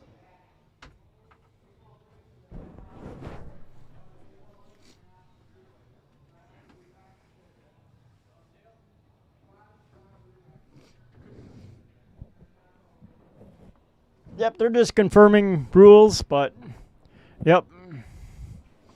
Because he made the 8, it's his choice to, and didn't scratch on it, it is his choice to either re-rack it or just spot the 8 and play the balls as they sat. So usually we don't recommend re-breaking because half the time when you go to break again, it stays dry and it opens up for your opponent. So we'll see if Mr. Koch can drop a ball again.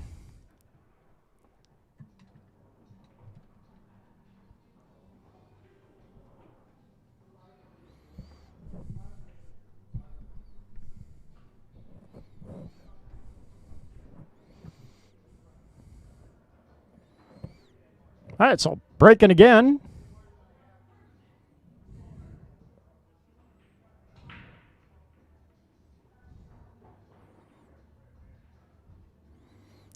Much more wide open rack, and I believe once again he made a ball on the break. Much better spread on all the balls. Not a big cluster in the middle of the table.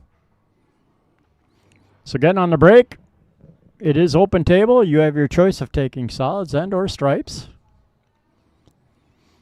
Because it is an open break, you could play like a solid into a stripe or vice versa to pocket your first ball as long as you call it. Looks like we're going with the 7 in the corner.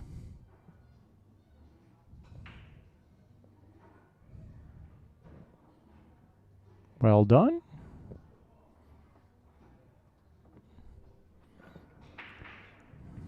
Probably going to take the 1 in this corner next. Last sun drop. Oh, you could have kept it. Not good.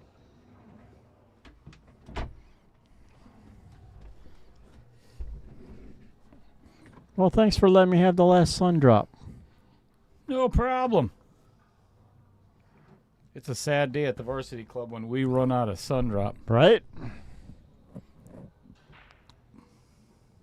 Roger, get on top of that.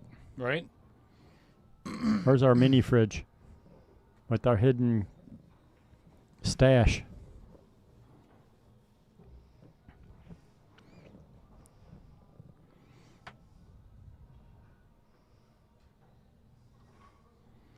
All right, playing a 3 down in the corner.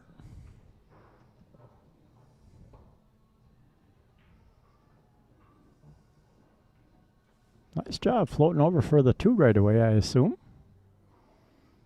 And the rack's going to get a little tricky.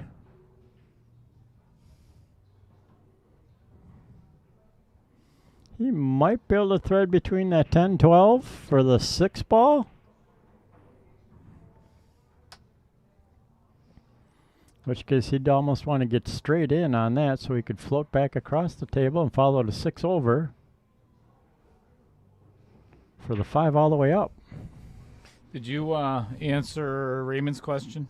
What are we to the varsity club? No. So back a year and a half ago, well, 2 years ago actually, the previous owner, friend of mine, and I've known for 35 years, Jeremy West, decided he had enough of being a pool hall owner. I don't blame him. I don't think I'd want that job. I really don't think I could handle it. Nope. I would end up in jail. I'd end up probably hurting somebody. No, it hurt me. But anywho, this is kind of a long answer to your question. So right before or right after he was about to sell the varsity club, and I had approached him and I said, hey, I'd really like to set up a booth for my old channel, which was Outer Point Streaming, still in existence. But that was my old channel, my old name. And I said, hey, I want to do a second booth, and we'd have competitions back and forth with the 2 pool halls, right? So that's how we ended up here with me building the booth and starting a stream here.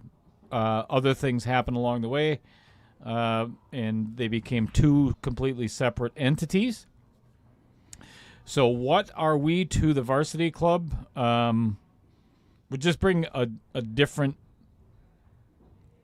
game to the game, I guess would be a way of putting it.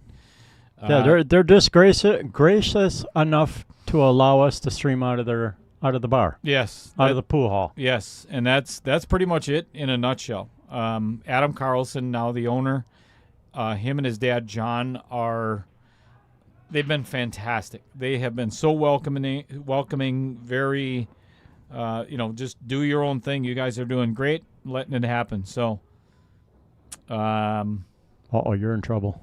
Actually considered an employee. I'm considered an employee of the varsity club. Chris is just the key sun drop drinker. No, I got blessed as Dale started hanging out here at the varsity club. I got to know him a little more, and regretting it ever since. Becoming friends, and I'm like, hey, I wouldn't mind trying to sit in the booth once and commentate on a match. I think that'd be kind of fun, and it has led to me being kind of the regular. Second regular. Give up my chair anytime somebody else says that, hey, I want to come in the booth and commentate. So it's always open, but for the most part, I am the number 2 in the stream. If Dale has a stream or whatever, or has a match, usually then I am in the primary seat and run the stream for him, so he can focus on his match. But yeah, basically, the old owner kind of liked the idea of us coming in, and it just happened to be that the bar sold at the same time. The new owner was, like Dale says, very gracious and very, very great to him. And the Carlsons are good people. They allow us to stream out of the club and do these matches. So it's funny how you say that, Chris, because when I go back to, Raymond, if you don't know my history, I started at the Mad Apple doing commentary because Kendall asked me the same question as what I asked Chris.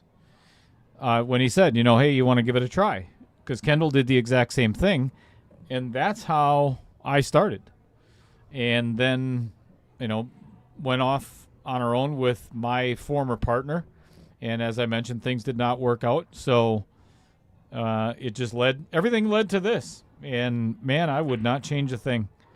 Everything that happened, good and bad, I wouldn't change it because it shaped what we are now. Yeah, absolutely. Or what Dale has now. So, yeah, it's a great thing. But yeah, that's how we got here at Varsity Club. I mean, even years ago when you were at the Mad Apple, I'm kind of jelly of the streaming thing, and I approached Jeremy back then already. Hey, we should try and do something like this. But he wasn't very receptive because he was so involved with his bars and 2 bars at the time, and that he just didn't have time to take on, quote, a third major project in the middle of it. And so it never kind of flew until Dale came here. But no, I'm excited for it. I'm glad for our bar and for the Varsity Club to have a stream running out of it, get our name out there, do some good things for pool, give you, the viewers, some more options to see some of the local players play. And apparently we have Mike Niederrmaier's name spelled wrong. Not anymore. Oh, did you fix it already? I think I fixed it. After Marilyn yelling at me. Right. I'm assuming that would be a relation to Mike Niederrmaier. I'm guessing possibly wife or mother. One of the two. 2-1 Savannah with Savannah breaking. What a story.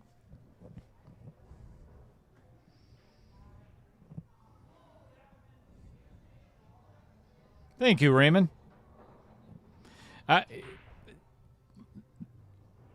It's one of those things that, and I think about this pretty often, when somebody says thank you, is there always the verve? Is there always the heart behind those words? And here's why I say that.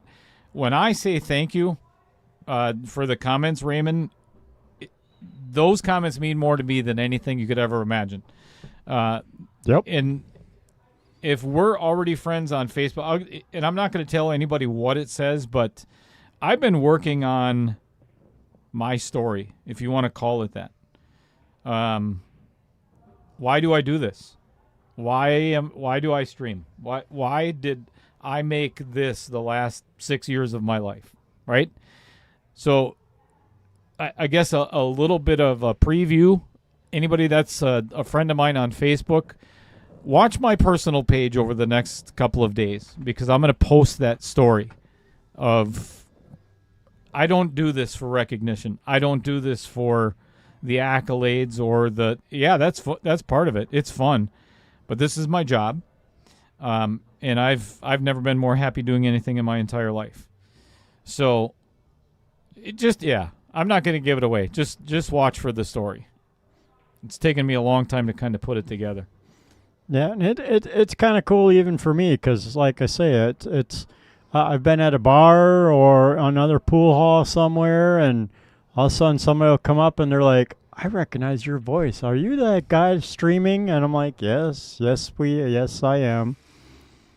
In the grand scheme of things, it's kind of Chris, cool to have people come up and actually say, "Hey, I recognize you from Outer Points Productions and streaming all them cool matches." And it's funny because in the grand scheme of things, we're small potatoes. Oh, definitely. Dominic Dunn of Dunsky's Dungeon, Ray Hansen, obviously WNT, Post Up. Shark Stream, TV Railbirds. Mike, Railbirds. I could go on and on and on and on about streams that have been around for a long time that have a whole lot more subscribers than what I do. But it's I'm still coming. cool to. I'm coming for you. We're coming. I'm coming for all of them. I don't like to do anything if I'm not set out to be the best at it. I don't like mediocrity.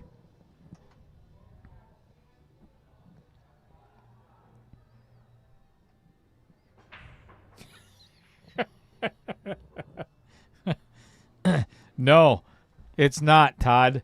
That's funny, but it'll take you about, I'd say, a good 5 minutes to read.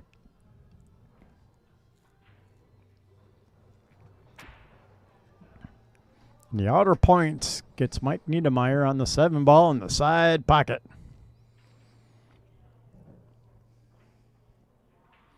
Side pockets can be tricky when they're a little tighter angle on a diamond table.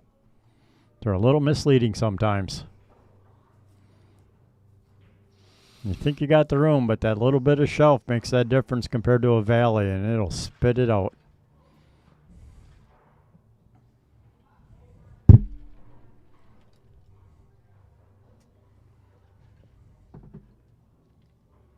I'm going to go back to that conversation for just a second, then I'm done with it. But this is my thought process behind it all. How often do you see either pool players or viewers or people that just love to play a league on Friday night or Thursday nights or whatever the night, they're league players. How often do you see them complain about the game? Viewers of the Moscone Cup or viewers of, that pool has a bad rap, right? And my reply in my head most of the time, I try to keep it to myself. All right, then what are you doing about it? Right. What are you doing about it to help improve the situation? To get you to stop freaking complaining about it, right? Until you do something about it, you don't have a right to complain at all because people are trying to do their best as streamers, right? So the reason why I say that is I'm trying to do something about it where it becomes more on the forefront of people's brains when, everybody said, well, how come pool isn't in the Olympics? Well, because people have shitty attitudes. Who wants to see that? Yep. My opinion that most of the problems of pool itself are because of the players. It's not because of the bar owners or the pool hall owners or not the lack of sponsors or anything else.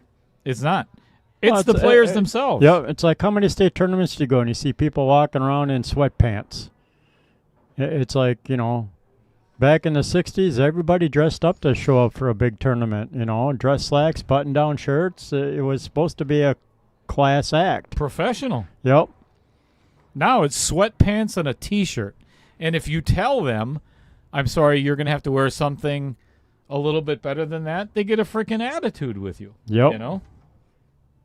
I miss those days where, like the sports show in Milwaukee, when we played BCW, if you did not have dress pants on and a collared shirt or a nice shirt, you don't get to play. Yep. Well, even some golf courses still hold to that. You know, if you don't have a collared shirt, you're not going out on the course. Whether you're playing for fun on a Saturday or not. Yeah. And that's one of the reasons for the jerseys. Yep.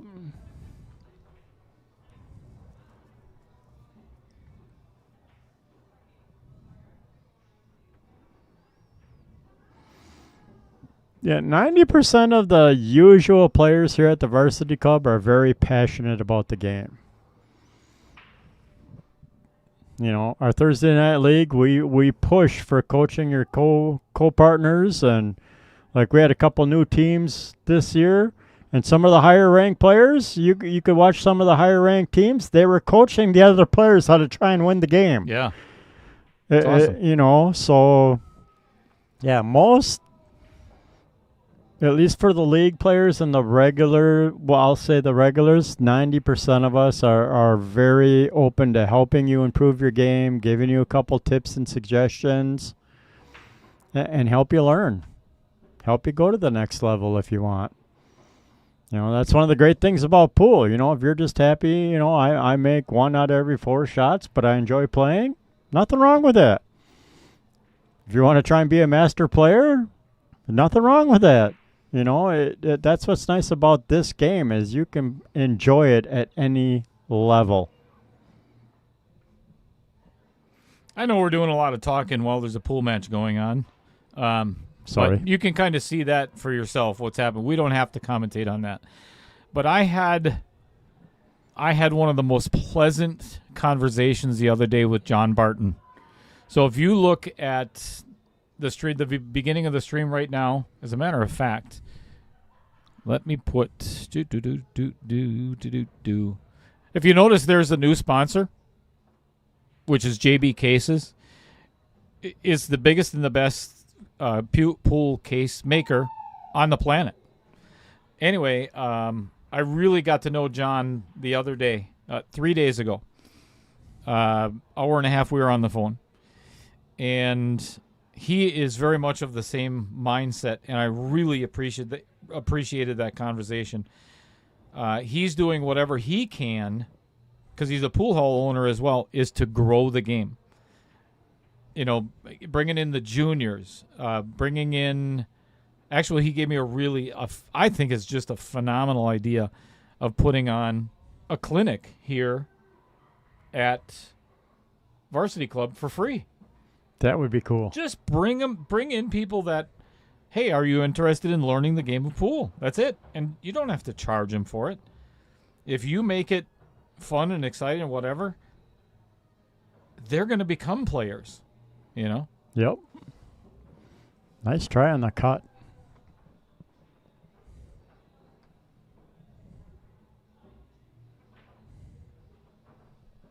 Thanks, Shannon. Glad to see you back in the game, by the way, Shannon. Shannon took a lot of years off. Some of it health, if I remember correctly. And he's back. And he's practicing probably harder than ever. Ooh. But pushing the 10 into the pocket, I don't think was the intended idea. No, definitely not. Trying to get that 7 in front of the 10, if not pocket it. 3-2 Savannah. Go Savannah. Ooh, that's one of those shots that I would have loved to seen him. All he had to do was just thinly hit the right side of the 10. Right, and come off the bottom rail and come drift up. Yeah, to try and draw into perfect shape on that shot is just, that's next to impossible.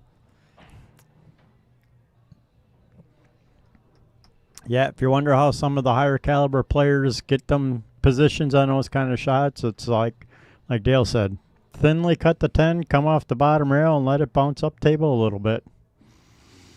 You can hit it a little softer, a little smoother controlled stroke, and get probably much better position and get up past that second diamond like he wanted. Great cut, though. Nice job. Nicely done. 2-2. We're all tied up.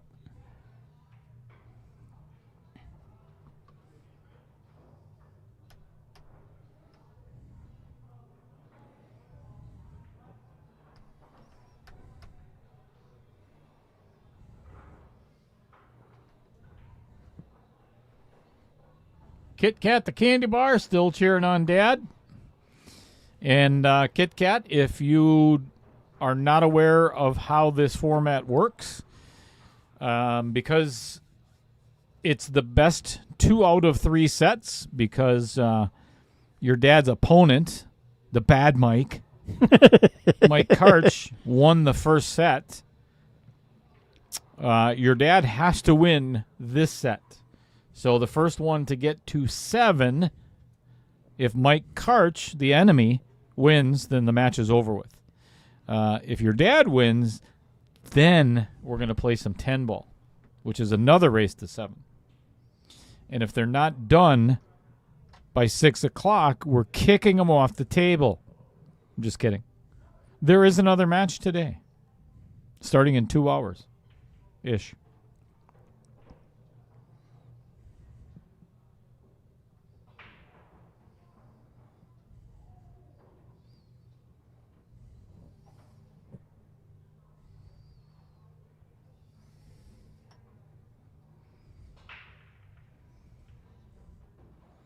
All right. Nice break. Successful break. Pocketed a ball.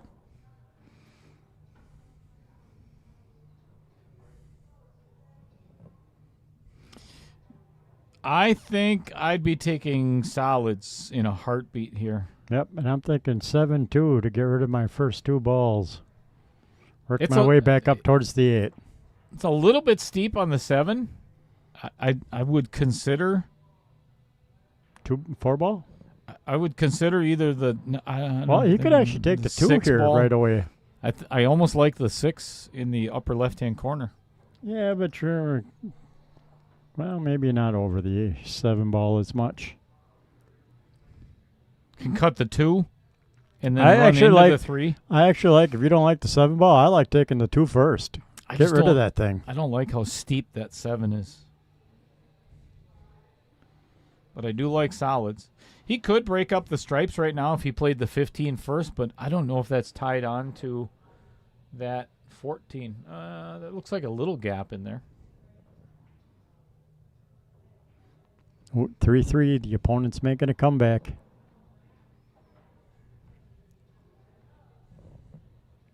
All right, takes the 4 first. So now he's got to play the 6 in the side and avoid that 12 ball. That's the big thing. 6-2, I think, should be next. With that angle. I think he's going to run into the 2. I mean, the 12. He might be able to hit it thin enough. We'll see.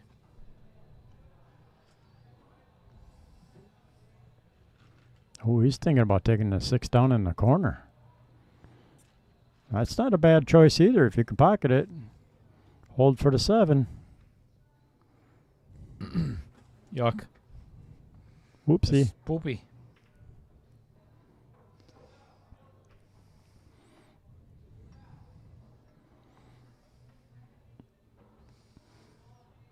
Well, I think I just tap the 9 in the side, float up a little bit, and play that 14 next.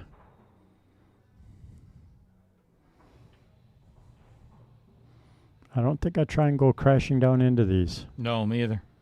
Ooh, boy. And that that's was why no I good. wouldn't go crashing into those. You just made a complete mess out of all 3 of those balls. And those were runnable. Now, best bet is I to play take safe. play safe with that 14, put it in front of the 2 ball.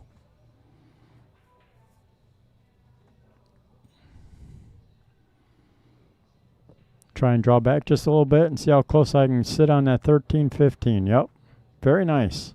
I don't like it just for the fact that I think Mike can carom off the 2 ball and make the 6. Maybe not. No, he married that 15 ball. I think that 15 in the queue is touching. Ooh, it sure is. Yeah, that's a good shot. See, he's going to kick that 6 in. But now that 2 ball is all messed up. So, good shot.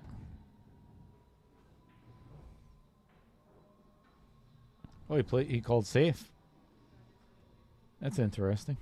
Well, it's not like you left him a lot. The 13-15 ain't going anywhere. The 14's tied up. Yeah, I could see playing safe from there and let the opponent deal with the mess.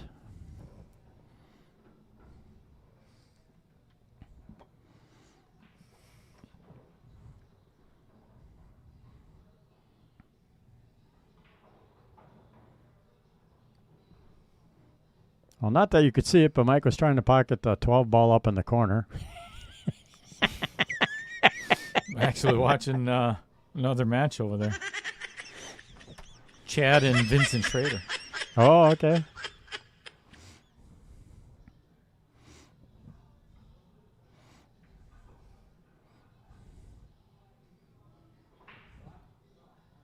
Looks like Vincent's wife came up. Oh, maybe. Yeah, Chad asked me about Vincent yesterday because he saw his posts. He's like, I think I'll reply to it and see if he wants to play some for. I think they're playing $20 sets.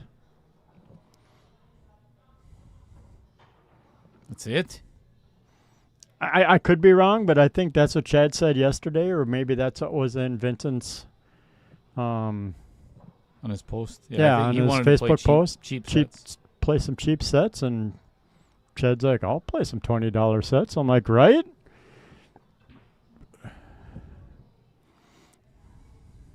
Uh-oh. Savannah's down 3-4.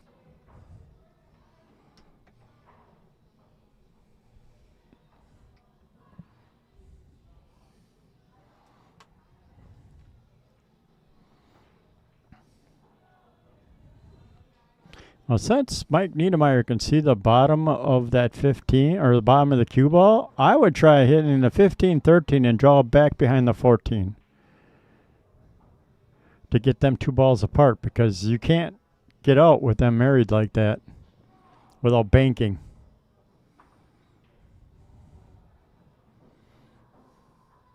And if you can get rid of the banking variable, I would. So a little bit of a chess match going on here. I like the carom off the 2 and make the 14. Yep. Perfect. Absolutely perfect.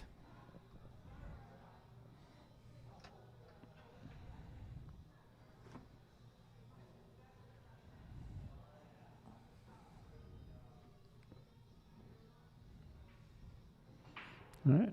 We're going to attempt the 15 in the side. That's an ugly cut.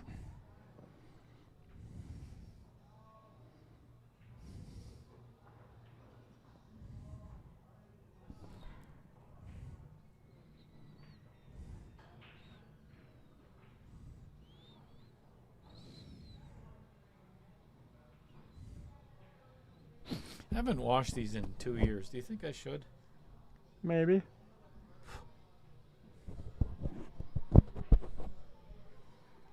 Overcuts to 15. Oh, look at what he did, though. Oh, maybe not. No, the 8 still goes. All right. Yeah, this looks like a game for Mike Karcz. He's got to get on that 7, though. 3-2-7-1-8. If he can figure out how to get on the 7 and then get a leave on the 8, or a leave on the 1 for a nice leave on the 8. His trouble ball's that 7.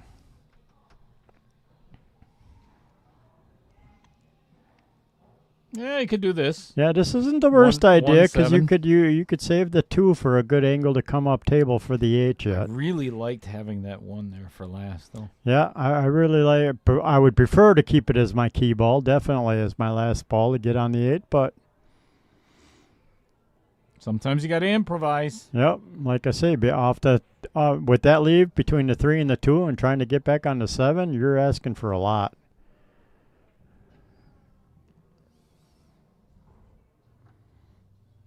And even this can still be kind of tricky because now you could wind up on the wrong side of the 3-ball.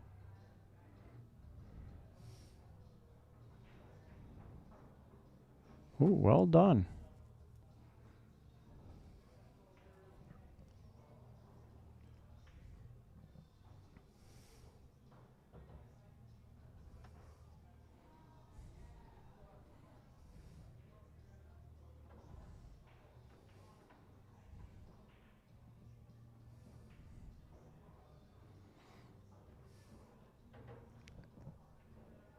I think Mike's better off cutting the 3 and float back across, yep, and come on this side of the 2-ball instead of trying to hold for it.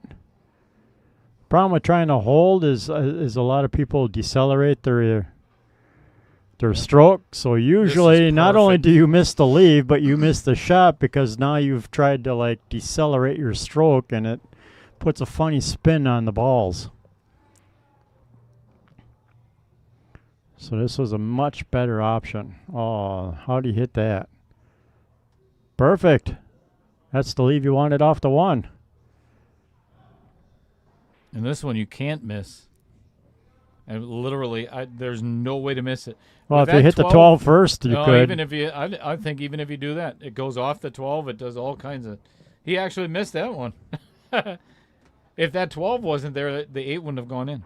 Yeah, well, I think that's why he played it off the rail to come off the backside of the 12. But possibly you hit the 12 too much of the 12 first. It might have drove it up into that top rail. Mike Karcz up 3-2. 3-2.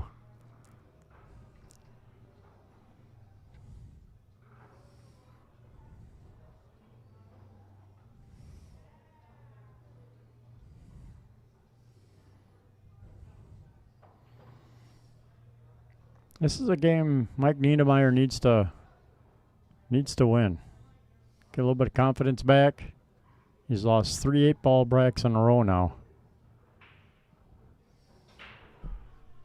Well, nice break. Kept the cue on the table this time. Monster break with it. Dropped a couple of balls. Smokes. The stripes are in bad position with that 8-9. And the 4-12. Well, no, the 4-11 goes, I guess. Solids are crap. You'd have to play a 5-3 combo that's way off. 4, yeah. This is a tough rack. Well, actually, I kind of like, here you go, Chris Crazy. Take the 14 and then set yourself up for the 13-8-9 because that 8-9 looks kind of wired. I would play the 12-8-9 right now, as a matter of fact. So now, this is the worst thing because now you can't use that triple combo anymore. I mean, you can on the 13-8-9, but it was easier on the first shot, my opinion. Oh, I see what you're saying. Yep, coming and hitting the 12 into the 8. Yep. So now he's probably got to break it up, and that's Coors Lights. That's what he's thinking is probably. Well, I got to break up the 9. Didn't have to.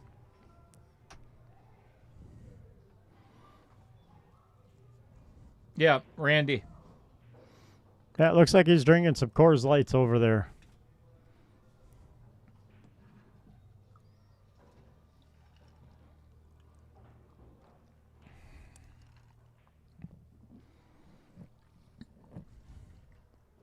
He could, if he wanted to, play the 13-8-9 carom right now.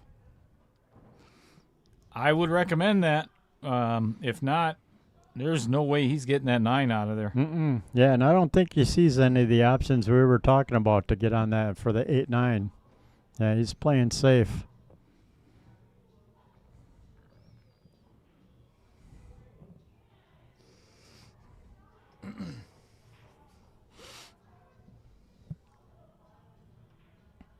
Player break. Oh, guys are going to keep playing. We took a break a little while ago. I'm fine. You good? I'm good. Yeah. I think he's talking about I Savannah know. and Cho. I know. I think he just realized, why didn't I hit that harder? Either that or he's realizing that, I might have been able to make that 9 ball off the 8. If I'm Mike Karcz, I'm going to get that 4 out of there right now. Because it doesn't matter because the 9's tied up. Yep, because the 9 is still tied up. Yeah.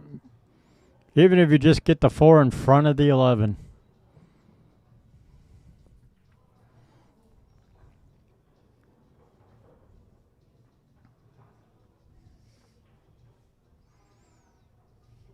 Somehow, I don't think that Fred genuinely thought that was funny. The ha-ha, I'm not buying it. I don't think it was. Another opportunity for Mike Niederrmaier. Pocket the 9. Now it's harder.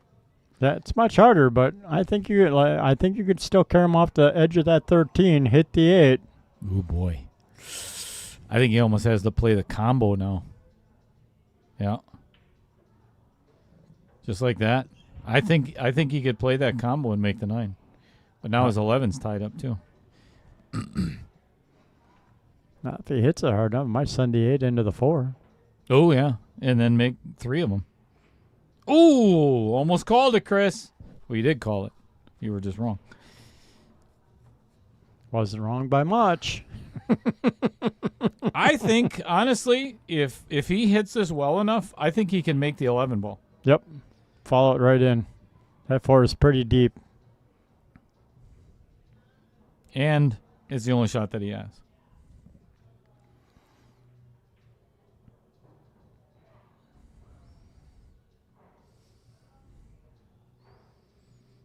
Oh, I would not be trying to back cut this. Oh, no, he's going after 11. Okay. He was making me nervous there the way he was looking at the way he lined up that 10, like he was going to try and back cut the 10 into the 8 to drop to 13.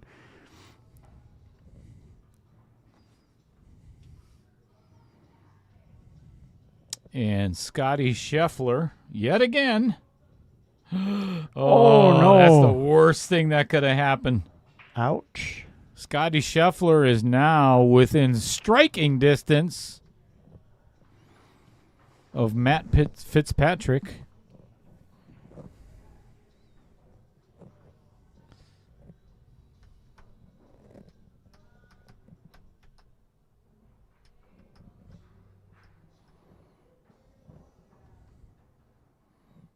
Seven, 3, come around the 5, 5 in the same corner as the 3, 6 down here in the corner past the 13, float down 8 in the opposite corner. Same.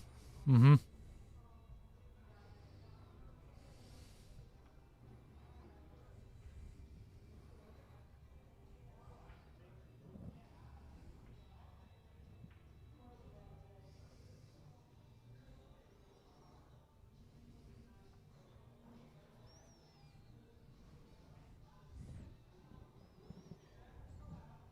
I would have liked a different angle on this 3 ball.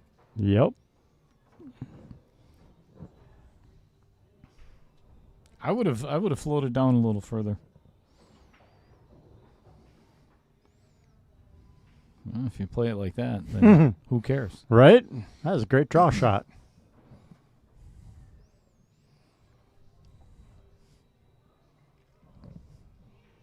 Ba-ding.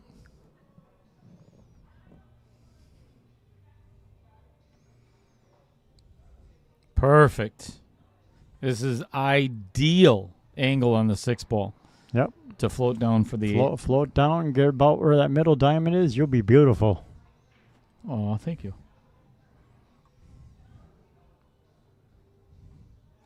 And it's the perfect angle on the 6 because you don't have to cheat anything. All you have to do is follow forward, and there's like no way to get behind the 9 unless you just blast it. Yep, it is all speed from here. The angle is into the rail. Just like that. Right into the rail. All right, for a 4-2 lead. I think Raymond's insulting us. That's nothing new. Stadler and Waldorf. Oh, is he talking about the picture of the guys there on the stream? Or are you talking about... Is this Stadler and Waldorf that you're talking about, Raymond? You son of a...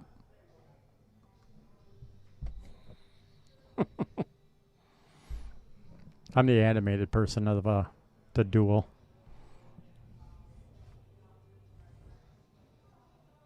Excuse me?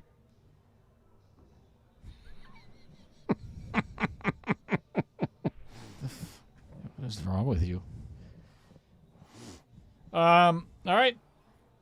Apparently we have some bladder issues again with Mr. Karcz. He is going to be leaving us for the moment. So, what's happening this afternoon, you ask?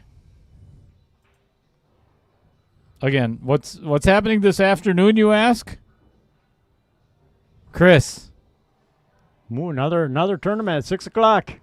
Bounty hunters. No, What? What's I'm happening sorry. this afternoon, you ask? Pool. No, you ask. I ask. What's happening this afternoon, Oh, Dale? so thank you very much for asking, Chris. Fucking, oh my God. This is like working with the mentally handicapped. Here's what's happening. Oh my God. Sorry, I was reading comments. That was distracted. That was painful.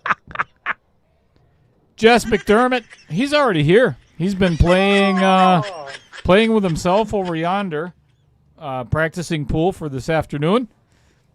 He's going to be taking on I don't know, is he 15 or 16 or 17? I know he's in high school. But the baby-faced assassin, bounty on his head today as well, Mr. Xander Rasmussen. And I'm guessing Pork is going to be here. Well, he has to be, because Xander doesn't drive yet. I don't think so. I wouldn't allow him to if he was my kid. But anywho, we have a special guest commentator. Not that Chris isn't already special. But we have Vincent Schrader is going to be in the booth for this afternoon's match. He's good friends with Mr. McDermott, or they play on the same team together down in Portage, which is where Michael Parker is from.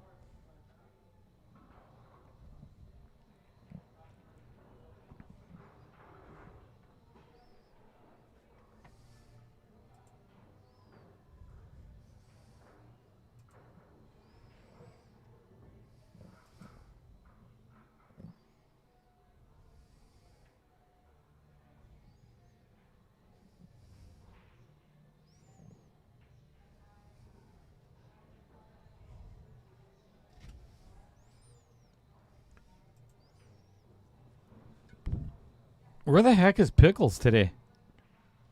I don't know. She usually comes in on the Yeah, weekends. she's usually here on a Sunday.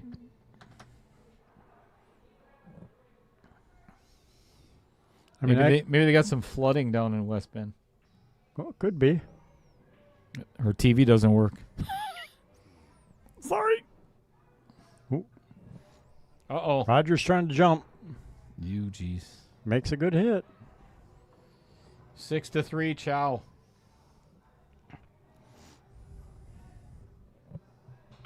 Dusty Graham says the guest commentator.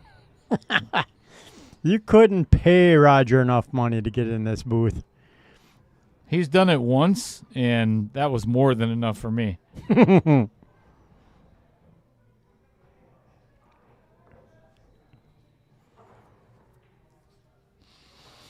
Yeah, he'll come in here coughing, sneezing, runny nose, and Farting. run the tournament before he'll come in the booth. Mm-hmm. Mm-hmm.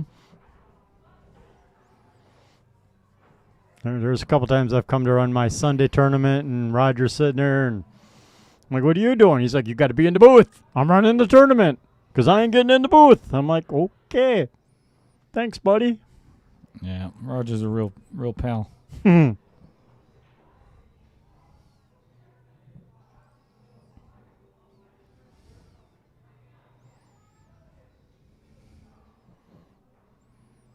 Nice cut on the 9 in the side. Getting on that 10 ball will be tricky. Yeah, I think the only pocket it has is Up in the the upper left past the 2, or no? It does- maybe, yeah. Yeah, I don't know. There's- Overhead view makes it look possible. And if you can get by the 1 ball, you could cut it up in the Vincent pocket. Holy schmike. Or you could just hook yourself on everything. Did he get a window Maybe. to the 10? I'm pretty sure. I'm pretty sure he got a window where he can hit this 10 ball. So no, Roger's running the Sunday tournament. It's actually playing a match at the moment. Oh, the 10's not impossible. Difficult, but not impossible. Anything's possible on OPP. When you think that it can't happen, it will on this stream. Mm. 7-3, ciao. Savannah's wagon wheels fell off.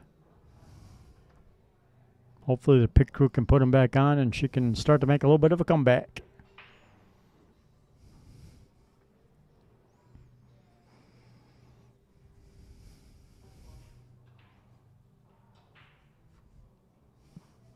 Three-rail bank on the 10. Get the replay ready. Okay.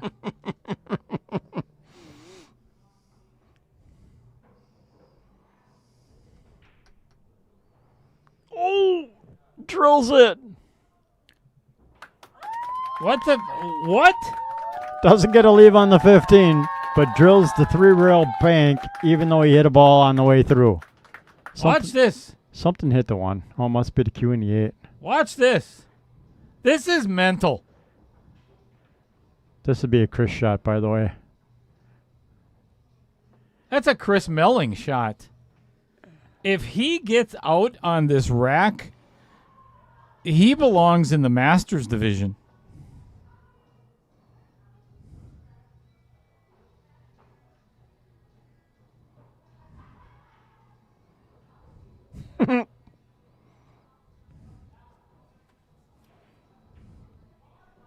Right, Raymond? Did he call that?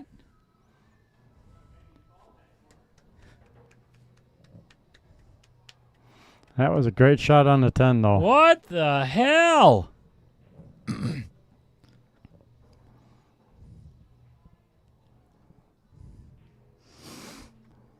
Let's watch that again.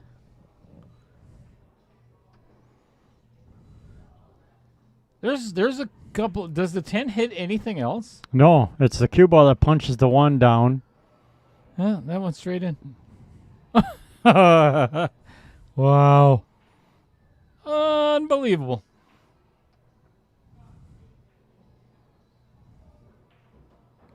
That 1 ball's in a horrible spot. Yeah, it is.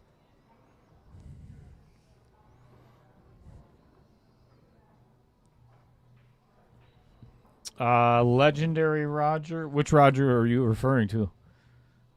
If it's legendary, it sure as hell isn't Pregler.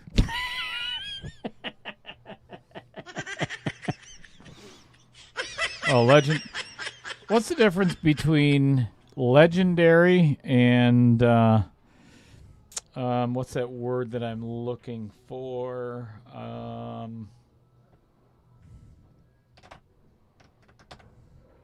I'll get back to you on that. I'm trying to be nice. Why? It's what? Because it's not in my nature, you know. So I have to work at it a little. What, to be nice? To be yeah. Oh, okay. Not a big fan of doing that. Infamous. Infamous. That's a good way. I think. Yeah, the infamous Roger Pregler instead of legendary. I suppose he is legendary in his own way. Huge fan of him, you know, just being one of him. Not anymore.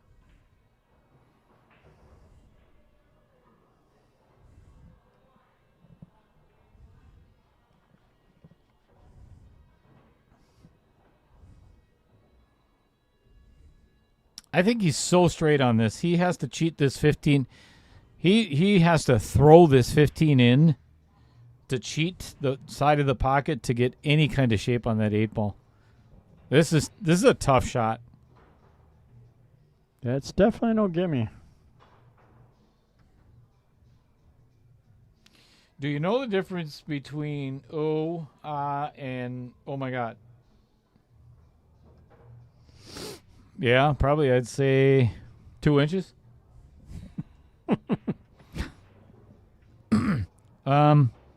You got a lot on that one. Yeah, you definitely got a lot on that one. A little too much schmutz. A little schmutz on there. Ball in hand for Mr. Niederrmaier. First thing I'd be doing is getting rid of that 1 ball. Oh, yeah. Without a doubt.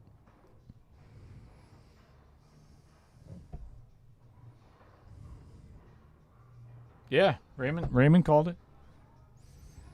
You can cheat that pocket. Yeah, I like this. Pop that 1 down, get rid of that thing.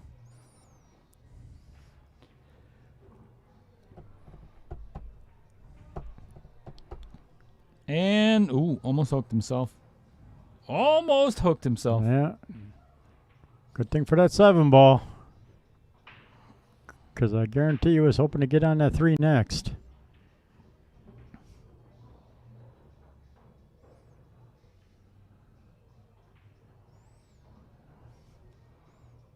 Scotty Scheffler. The guy's a beast.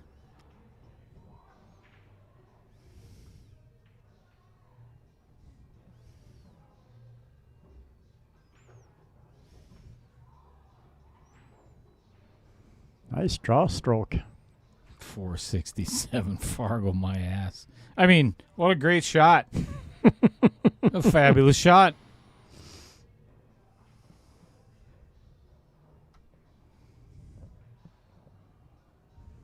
That came up way short.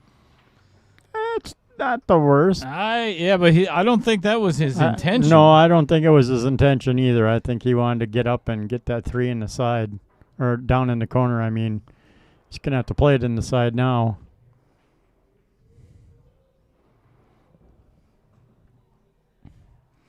And it in the other side. Well, a little.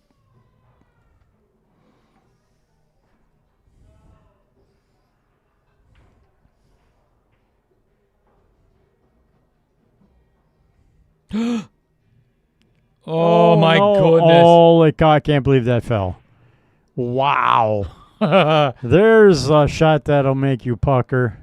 He's going to go to the bathroom right now. Because he's going to the bathroom because he just puckered. Shake that off a little bit. We are tied up at 3-4. Woo! That one was almost permanently staying on the table there.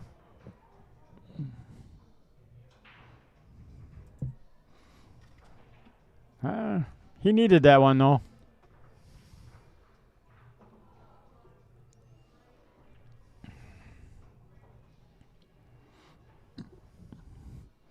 Because, yeah, the scoreboard says 2, but that's the 2 he got spotted. So that's the first game pocketed for him out of 4 racks.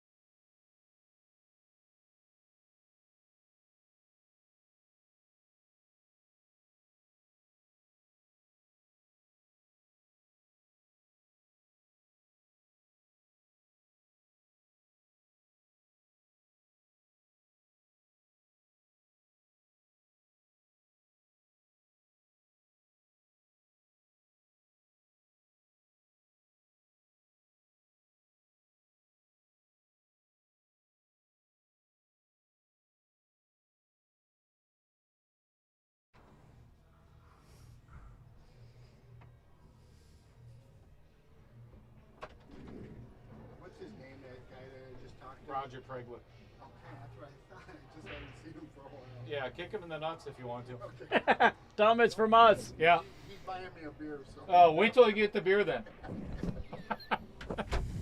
Then kick him in the.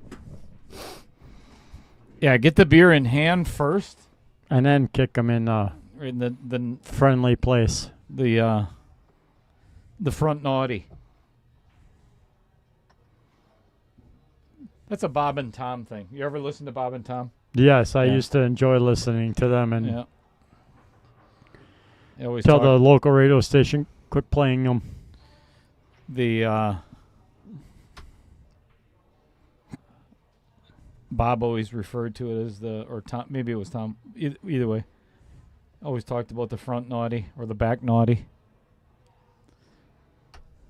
Especially when Christy Lee, was on. Right? What a little doll she is. I mean, she's tiny.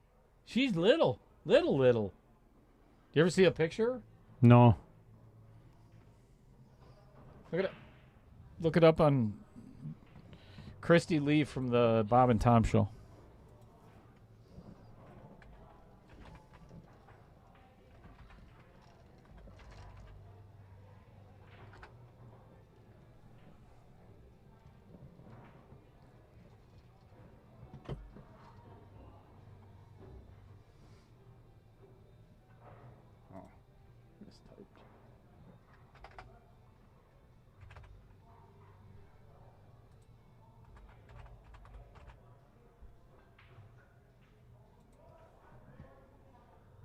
Go to images.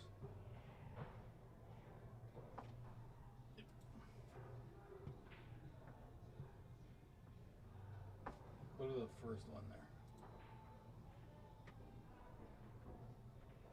That's nice. I think she's like 5'0". I think she's funny.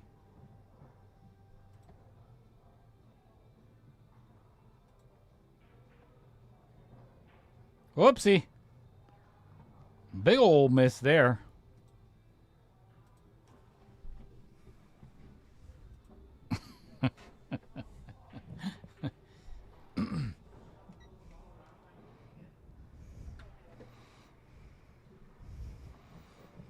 Raymond, stop talking about my front naughty.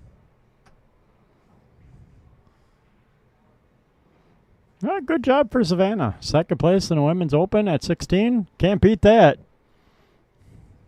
Oh, yeah, you can. You can. You could can win beat it, that. but...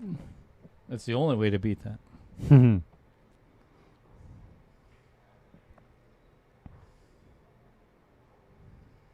Even second place. I mean, she already has so many sponsors that just, love...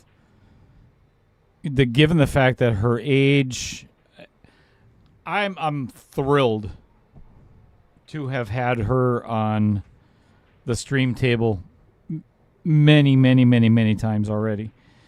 Because she was when she was 13 or 12, she was on our stream at the Monica Webb Junior Nationals in Georgia. Oh, okay.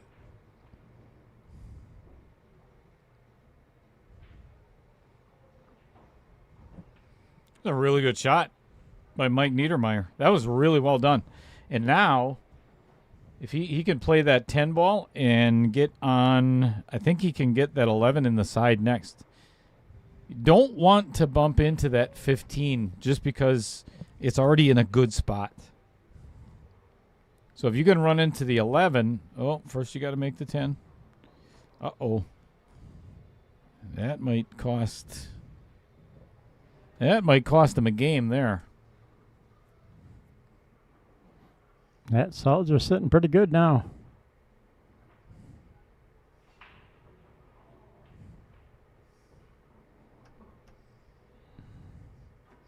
Question is, do you want to do the 257 first or do the 641? I think I like the 6417. 258.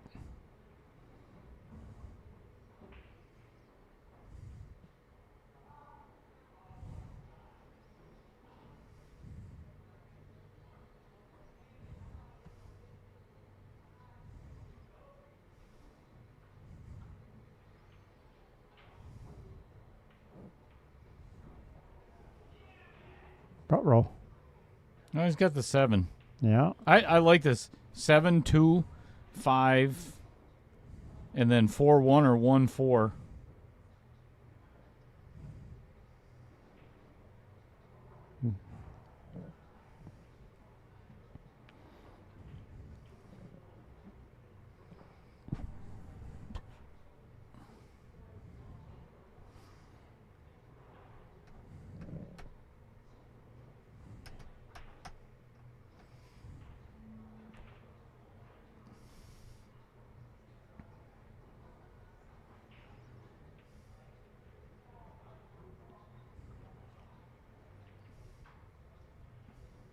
That's right. I need to go golfing wherever they are. There's nothing there. Can't lose your ball that way. It's all marsh, actually. That's all marsh. They're in the Heritage is played at. Oh my God!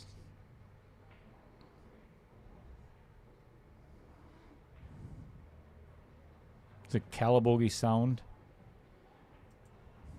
Oh, I can't.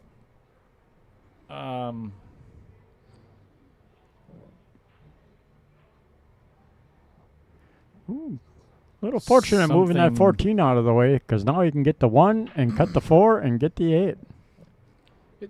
Google search that. I keep forgetting. It's Harbor Town.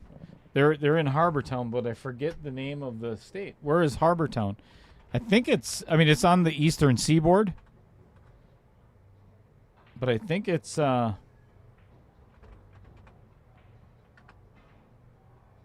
at that shot.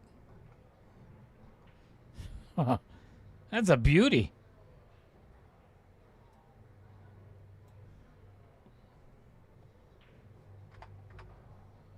Harbor Town, Hilton Head. That's it. Hilton Head, South Carolina. Couldn't think of the name of the city there.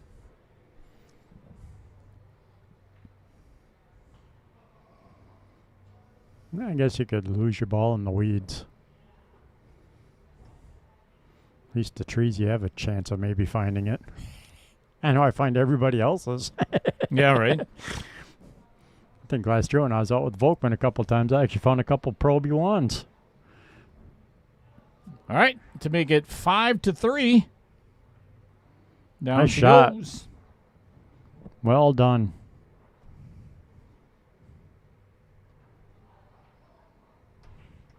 That puts Mike Karcz 2 away from victory.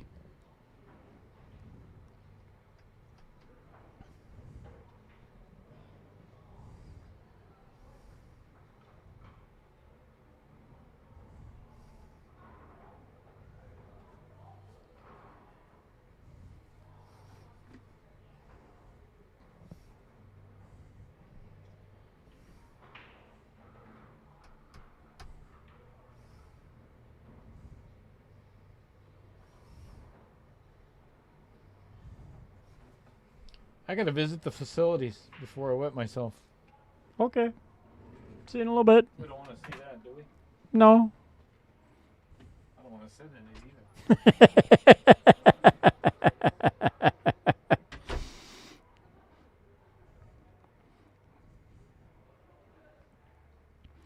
All right. So the little man's off to the bathroom.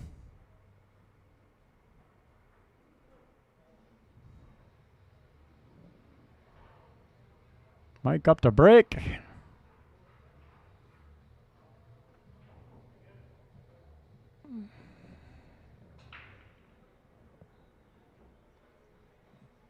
Ball pocketed in the corner. Manages to get the cue ball back in the middle of the table, so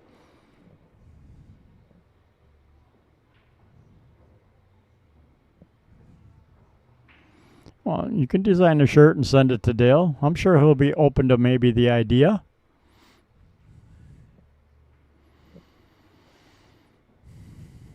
I was going to say, I really like solids, except for where the 8-ball's sitting.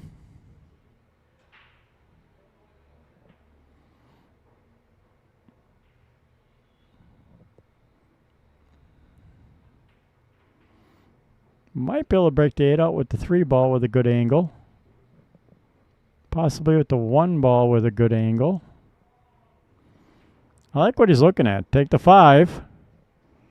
Use the 2 ball to maybe go up and punch out the 8 ball.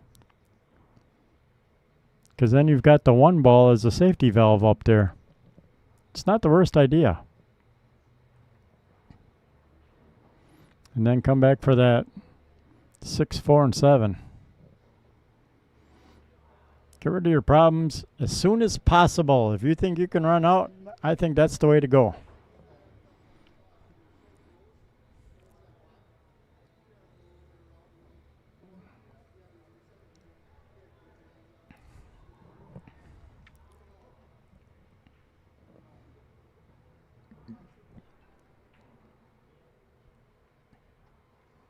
Well, too steep of an angle now off that 2 ball for the breakout on the 8.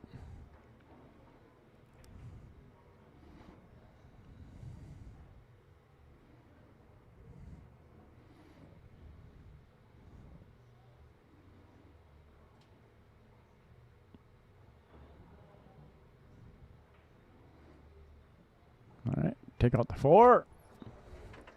4, going golfing.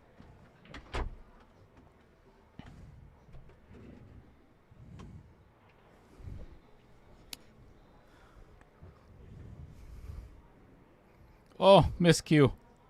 Yep, a little bit of a miscue, so ball in hand for Mr. Niederrmaier. Ooh, almost double fouled by trying to pick up the 1 and hit it with his hand and almost bumped the 1. I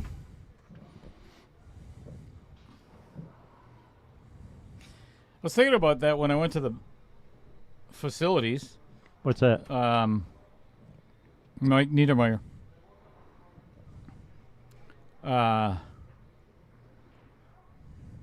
Don't ask me why, because that would be creepy.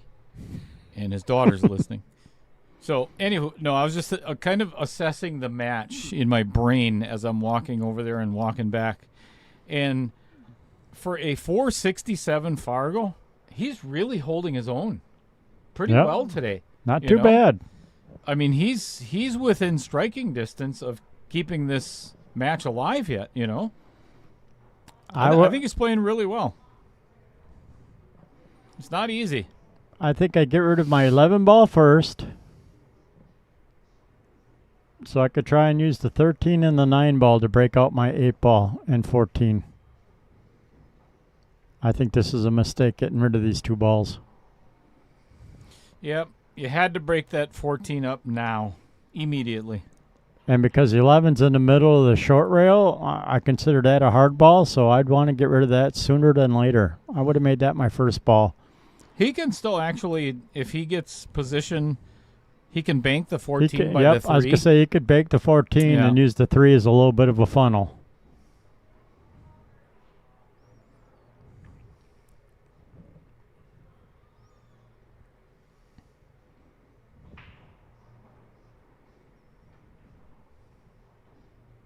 Uh-oh. Yeah, this is tough action now. He's jacked up over the 6 on the wrong side of the 15 to get shape on the 11. This is not good.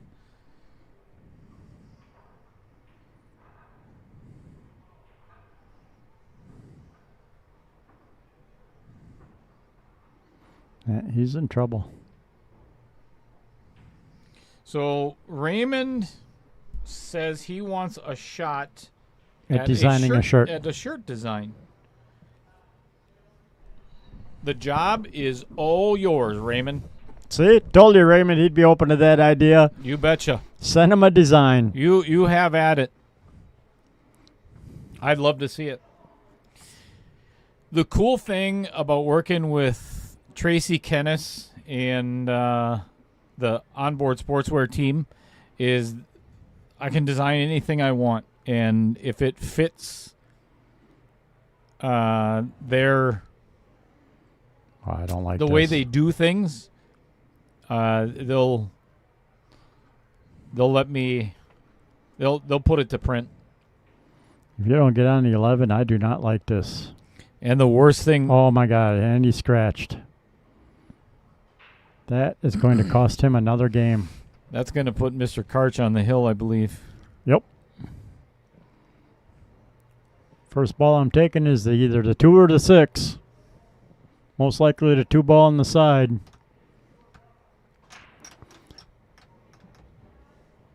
Two ball, float up. Well, yeah, I could see getting rid of the 4. 2, 4, float up, get rid of the 1, 3, come back for the 6, straight in on the 8. Or a nice angle on the 8. So that's my pattern. 2, 4, 1, 3, 6, 8.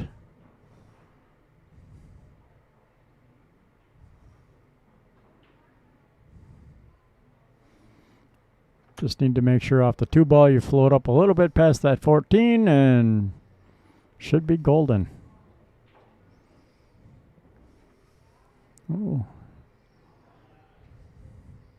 Savannah is going to be untouchable in a few. I guarantee it right now. Her dad is saying she's untouchable for a long time. Yep. There's one thing that I like. They make Savannah do her schoolwork, while she's on tour. Obviously, she's not homeschooled, I don't think, but she's always. You see that she's studying and everything else. Also, she's become a heck of a guitar player.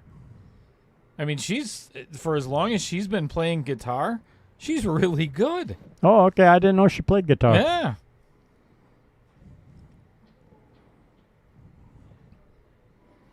A little long on the 1, but yeah, should be all right. Now, the trick is coming around to get back on the 2 because that 14 just became huge at this angle. Never mind. Well done. Came up short. A little short, but yeah. So now, well, you could just pocket it. You could cut the 2 past the 8, but I would probably go with the blind pocket idea. A little bit of a draw just so you stay above the 8, and you should be all right yet. Perfect. Mr. Karcz is on the hill. And I'll tell you, if he keeps playing the way that he is, there's a reason why he is one of the bounties in this tournament. Yep. He's a strong player. You ain't kidding.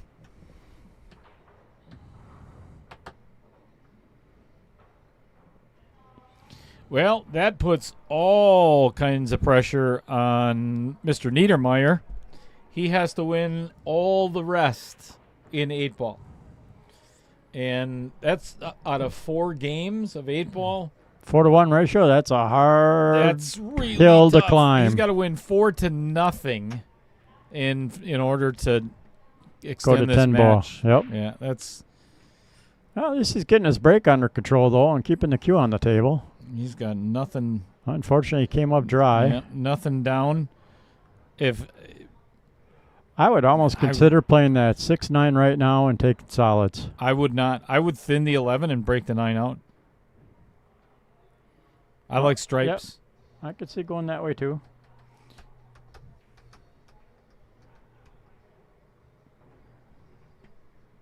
See, the only thing I don't like about stripes is you only get 1 shot at that 10 ball to get it off the 8. Unless you clear everything up above, and then you could put the 10 up in that upper corner where the 12 is.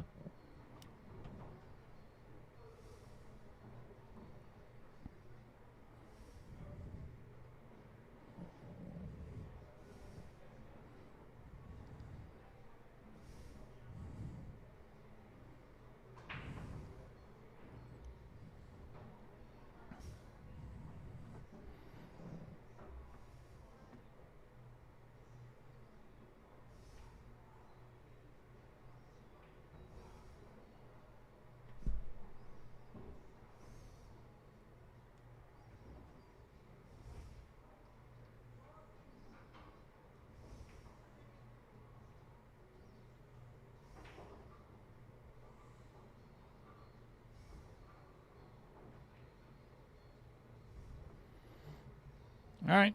Got the break on the 10 ball.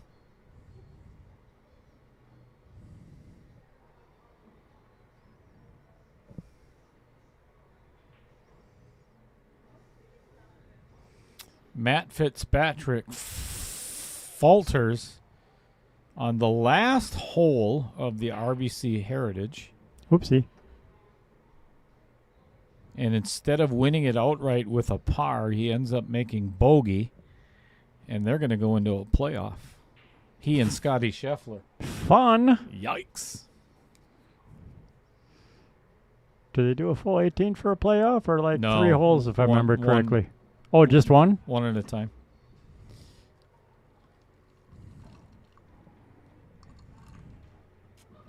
Also kind of like a sudden death thing, huh? Yep. Better keep tying or you you lose, huh? Love it. Like the British Open.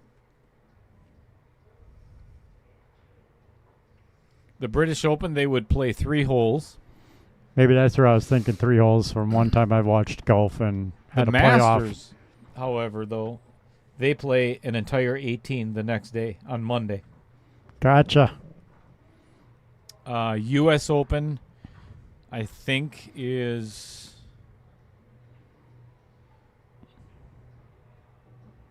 it 4 holes? I forget what the U.S. Open is. I think it's 4 or 6 or something holes.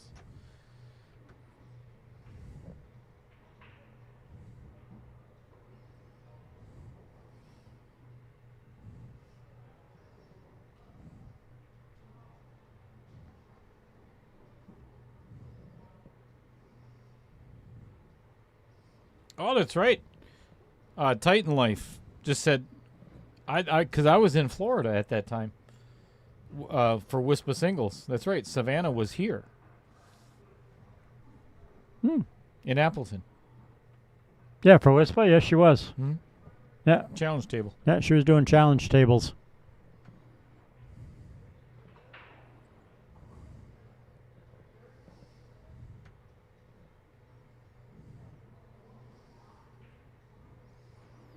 Ooh, hit that a little too firmly.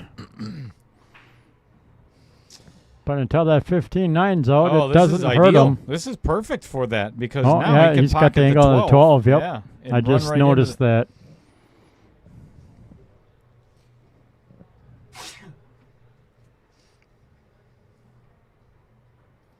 Oh, yeah. Sorry. You're right, Jason. Oh, Well. that is so unfortunate. That is really unlucky. Got one of them out, I guess.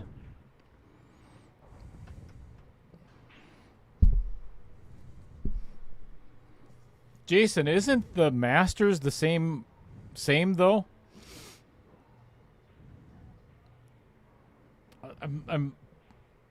The British Open is 3 holes. The Masters is. Now I can't remember. Now I got to look it up.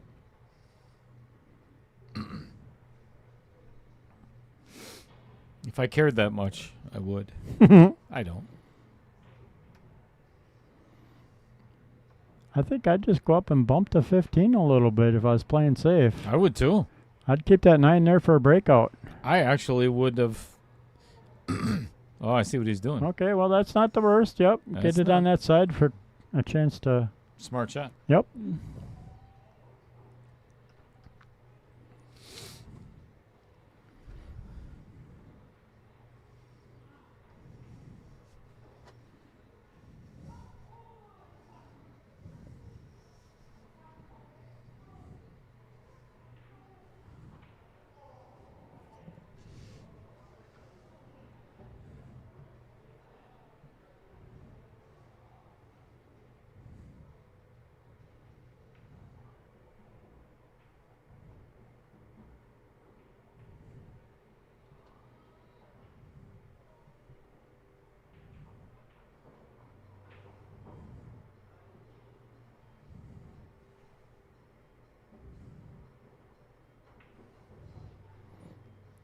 Oh, little bump on that, and then an unfortunate hit off the outer point to have a cut on the 6. By the way, Jason Gibbs, I think I forgot. Did I get your jersey size? You got a jersey coming from the Masters match win thing. Win thing? Yeah, he got the most right out of guessing who was going to win each match. Oh, okay. And each entrant got a 1-year membership to Wisconsin Billiards Hall of Fame. Cool. Jason, did you send me your jersey size via private message? Don't send it on here because otherwise I'm going to forget. I think I have it. I'm not sure. I don't remember. A lot going on. Either way, send it again.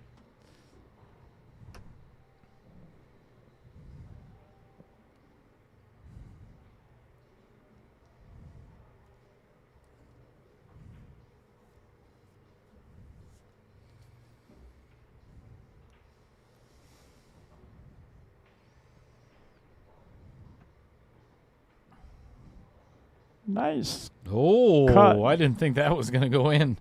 Uh-oh. Yeah, 3 in the side.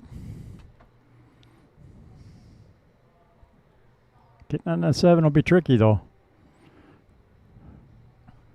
Oh, he's thinking about taking the 7 now up in the upper corner. You. All right. No, that's not the right shot. You got to do something with the 7. If you take the 3, you're banking that 7. I think I'd rather do that. Because what are you going to do with that 3 ball after you make the 7? Well, the 3 goes in the corner over there, and he's going to draw back for the 8 in the same corner. Really? Yeah. Interesting. Actually, I think the 8 might go past the 14, so he could follow the 3 over.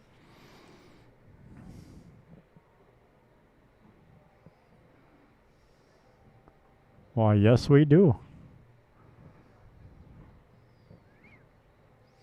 Raymond, send it to outerpointsproductions@gmail.com, please.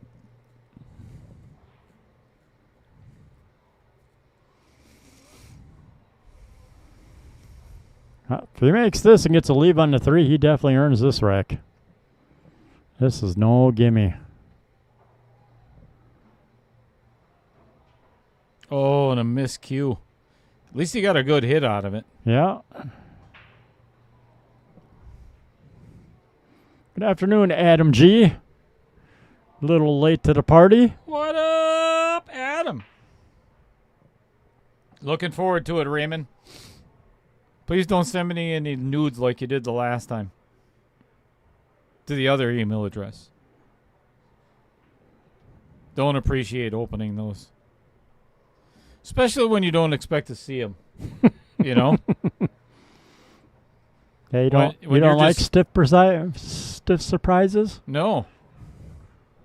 I'd rather like, a little warning.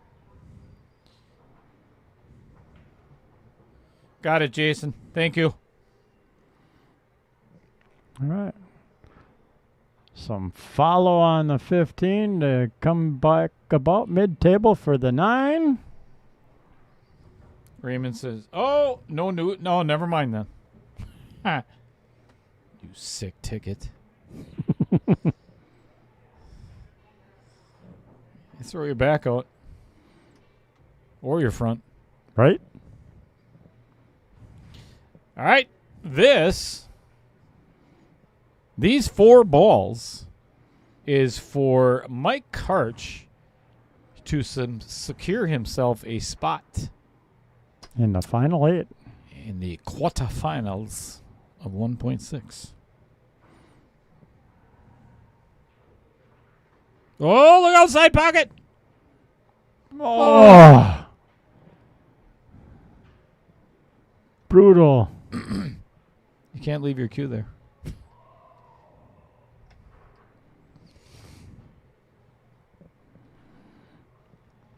All right, 3-7-8 out for Mike Niederrmaier. Get another game closer. Keep himself in this match yet.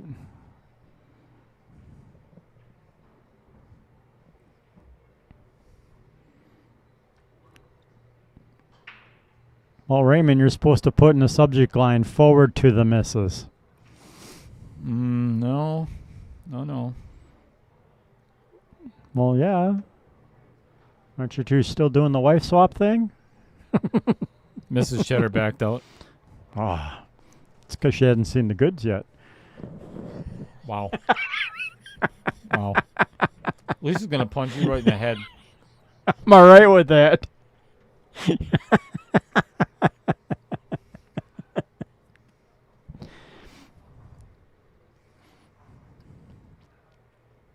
Oh, he's not making things easy on himself. No, I would have rolled and tried to get a little straighter on the 8, but I've seen uglier angles to try and pocket an 8-ball. Yeah, ever see the angle looking at Roger from... Oh.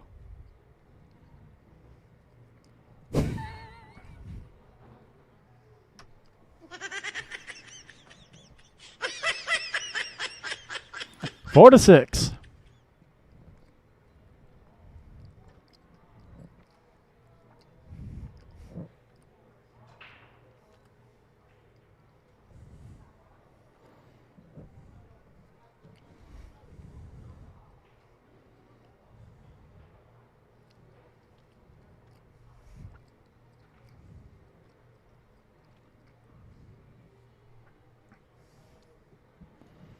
So we're not done with this match yet.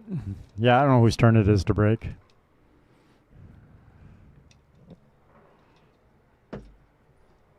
We don't keep track of that. Sociable. Sociable. Oh. You got one? Yeah, I got one yet. Fireballs. Cheers. Cheers. Hi, karate.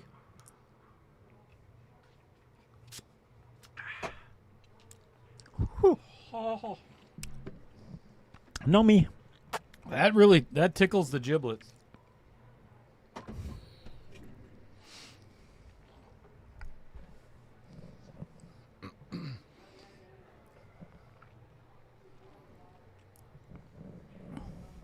Raymond, did you already send me the nudes? I mean the picture of the jersey design? I bet you it's got cheese all over it.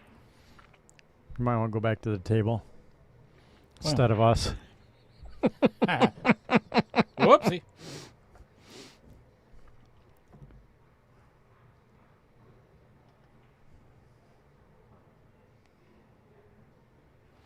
If you're watching over on Facebook, and I know some of you are, because I just seen you.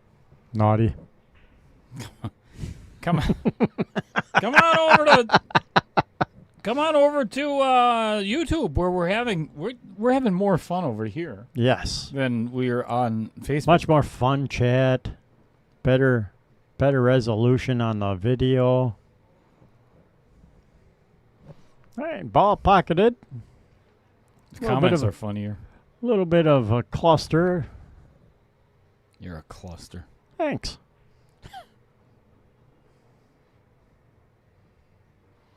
5 and 14 is definitely ugly.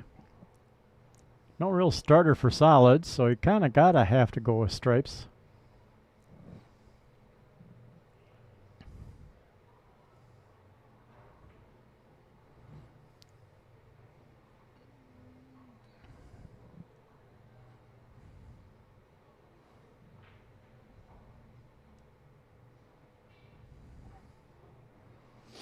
I'm assuming if it went to my Gmail account, then you'd get a notification? No. Oh.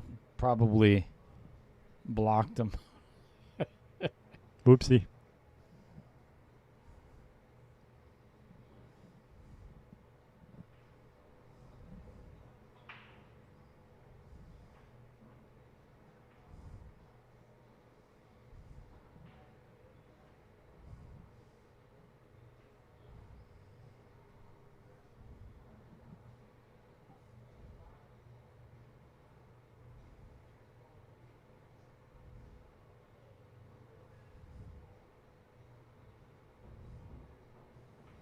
Oh, not bad.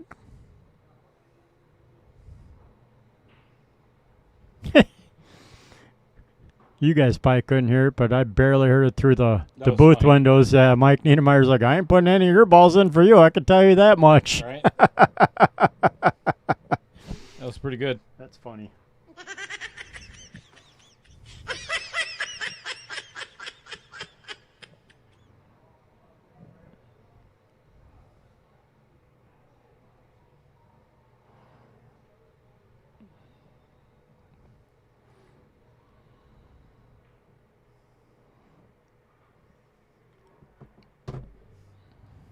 I'd almost consider pocketing the 6 and do a perfect stop shop and call safe.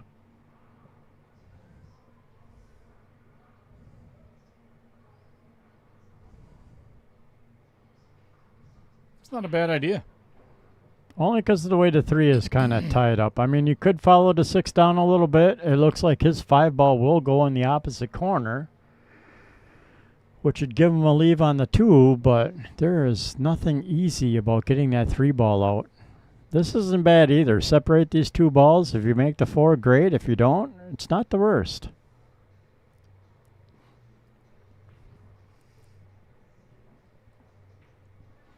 Because that 14 ball is ugly.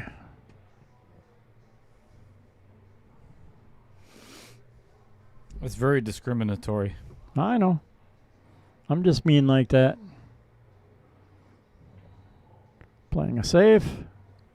No ball is better than any other, Chris. You don't know that.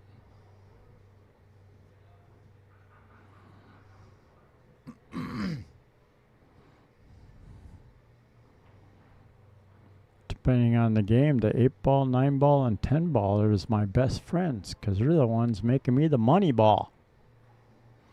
They are better than the others because they win the game.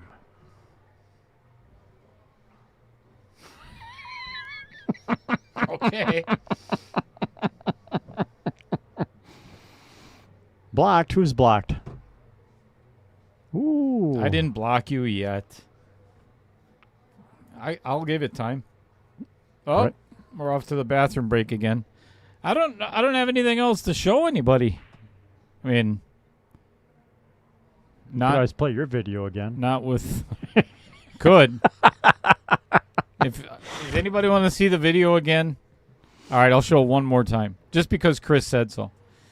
So this is back.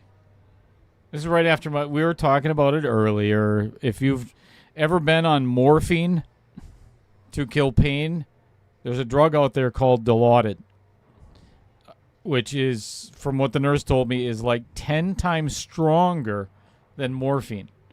And that's what I was on when I said these things. You didn't notice that I had a big wiener? Why are your pants wet?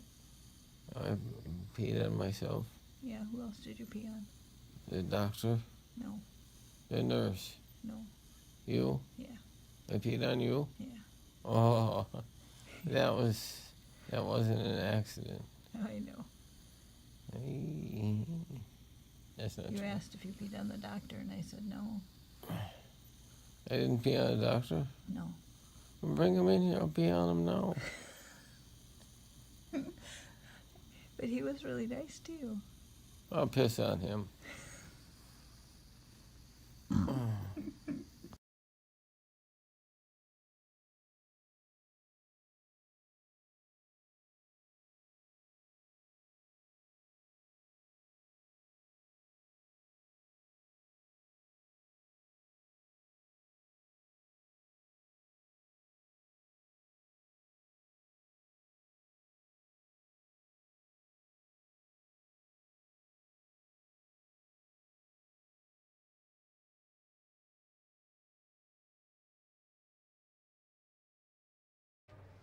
All right, that seemed to be absolutely perfect timing because Mike had to just, I don't know, I'm not sure what he did, but he's back already, so.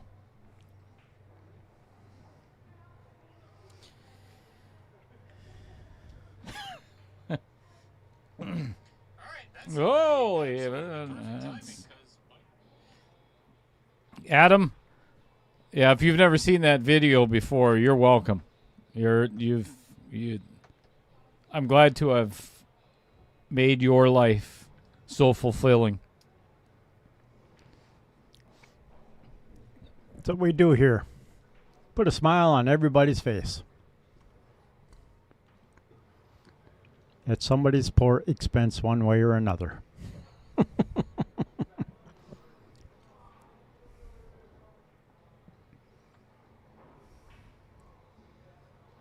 Is he trying a 10 ball? Oh. He tried that? Wow. That was fantastic. What an attempt. Jeez. All right, here we go. Oh, never mind. 6, 4, 1, 2, 5, 3, 8.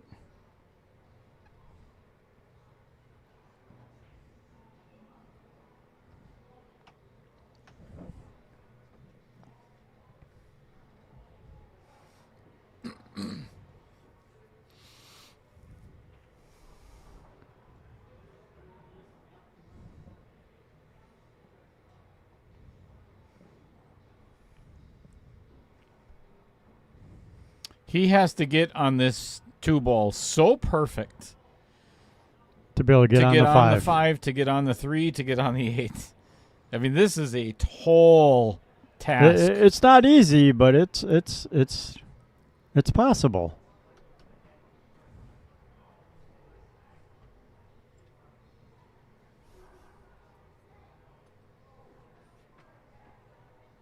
Just a reminder, here's what's coming up in 40 minutes. Woohoo!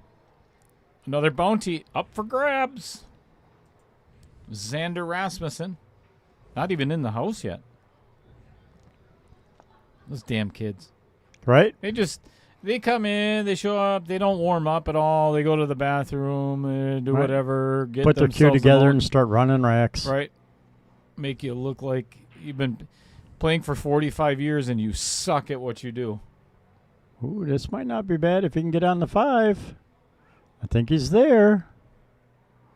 I think he's on the 2, which is not good. I'd I take think the, that I'd angle take the to 5. Oh, speaking of, there's Dad, Father Rasmussen.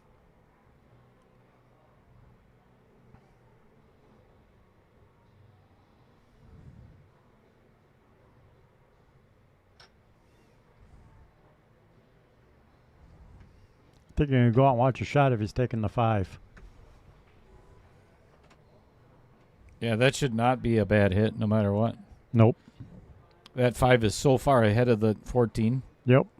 I like taking the 5 with just a hair bit of draw off the 14, 2 in the side, 3 all the way up for the 8.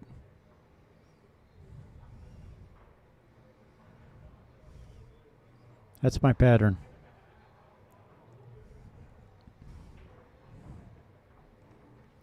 I think taking the 2 is a mistake. I think what he's trying to do is play the 2 and then the 3 all the way up in the upper left and try to get shape on the 5. And there's master players that would not be able to do that. That's why I say I think it's a mistake. I'd be playing the 5 here all day long.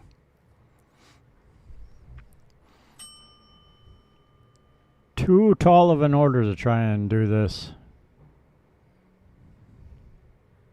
Yeah, he's in trouble. Well, if he can make the cut to the 3 in the side, it might break up the 5-14 and still have a That's a shot of the small pocket. 5. There's a very small pocket here. I get that, but I'm just saying if he can make that, it might break out the 5.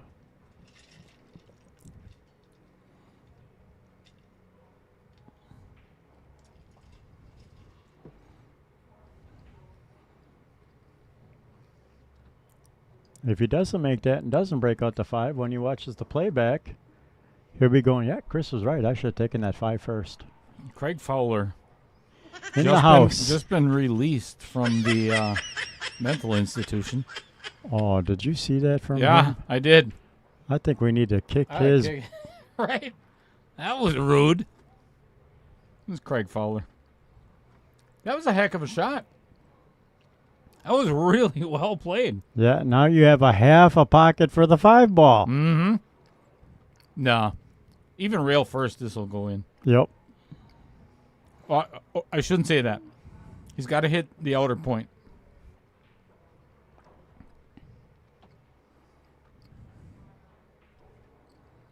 Well, there's no game. Yeah, and he's pointing right at it, too.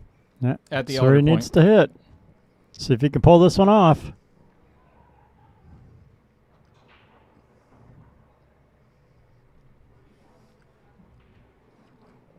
Yeah, Adam, he's sold out a couple of games.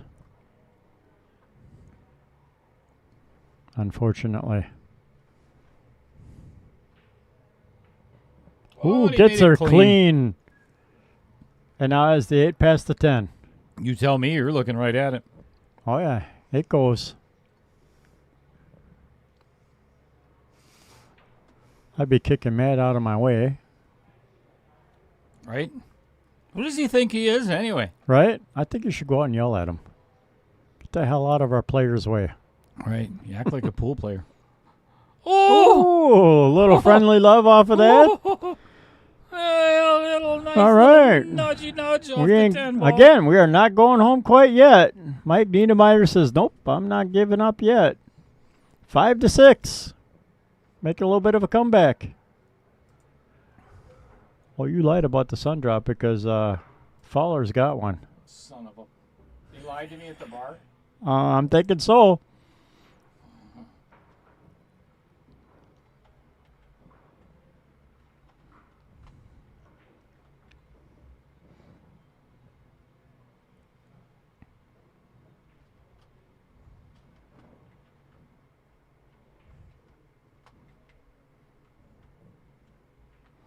Yeah, that was a good out. Definitely not easy. Another monster break. 5 in the corner. It's 6-5, right? Yeah. Yep. Jeez. The, is that a miss on the 8 ball or...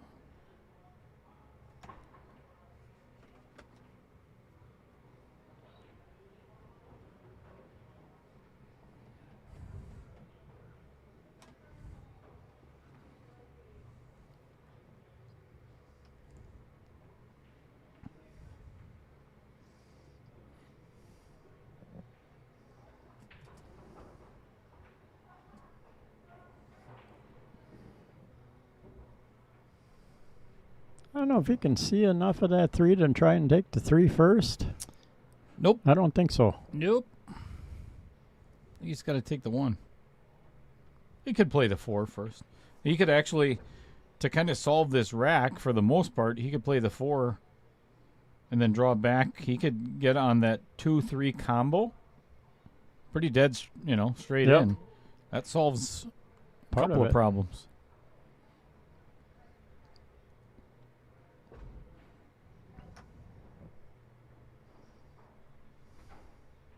You got a nice angle. Can he, if he were to get back behind a little bit past the 3, can he make the 6 up in the Vincent corner? Is there a path past the 9 or no? Oh boy, I don't know.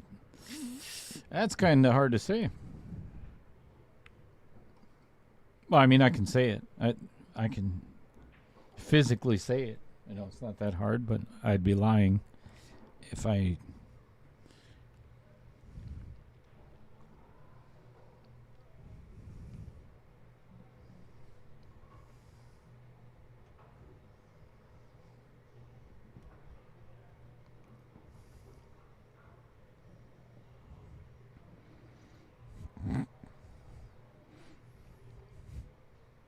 Off constantly. Let's go, Mike, right?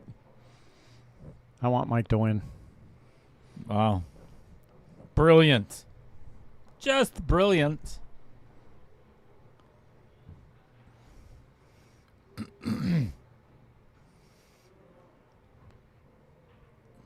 Well, made the 2 a little more difficult. 2 and the 6 are definitely no picnics. Picnic. Could play the 4. Get Yeah. about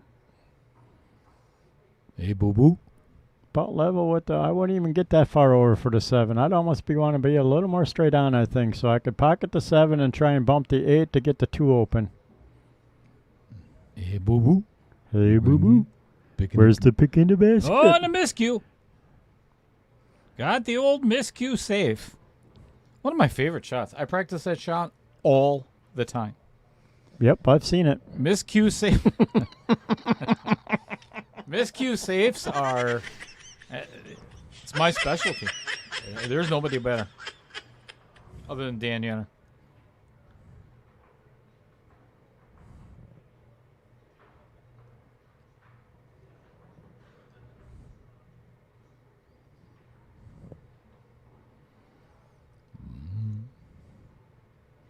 Huge game for both players.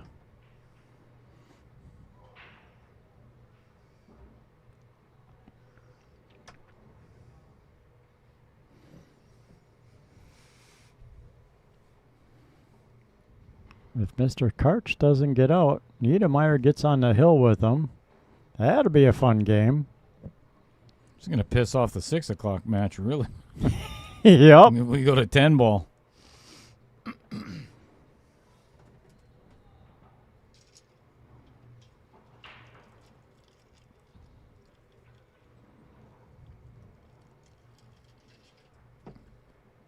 I would hit the 14 ball and put the cue behind the 10 and 11. Make him shoot at the 6. Yep. Yeah, because the 13 and 12 is blocking the 6, so it's not like it's going. Well, maybe there's a window there. I think that's what he's looking at. Yeah, must be a window there. I'd put him there anyways, force him to shoot out. He's got the 4 up here in the middle of nowhere. You guys doing drug deals? What's the plan here? What's the looks like Fred and Adam are. Are you kidding, Adam? Matt ate the salsa. Yeah, that's been gone a long time ago. We actually had some of it. It's delicious. Thanks anyways. Thanks for paying for it. Yep. We enjoyed it.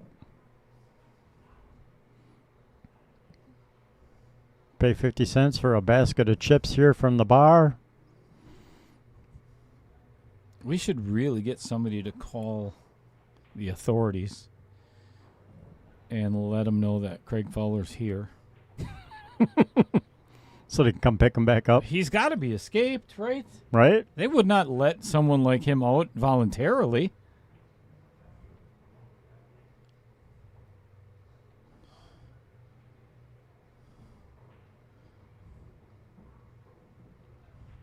Craig Fowler has the same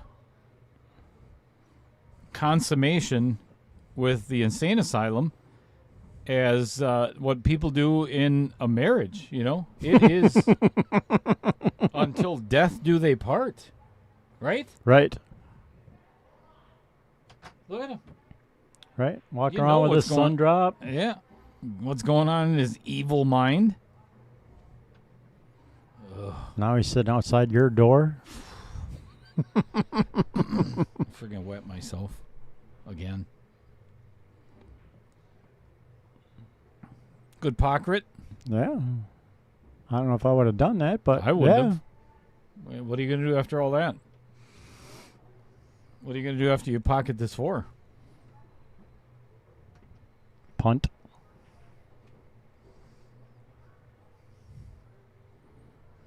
Way to go out on a limb, off constantly. That's really, really putting your wallet to the test. Well, I'll take your $1,000 for when Mike loses. I'm in. Want to go halves? Yep. I'll All do right. halves with you. I'm not greedy. All right. I'm okay with that.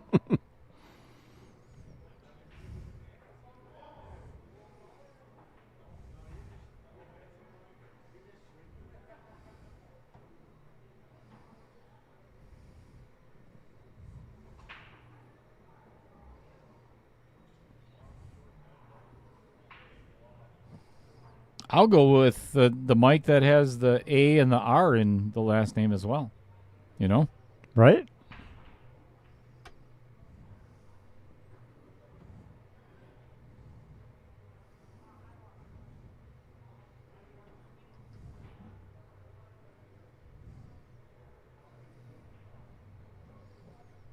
Yeah, you're not wrong.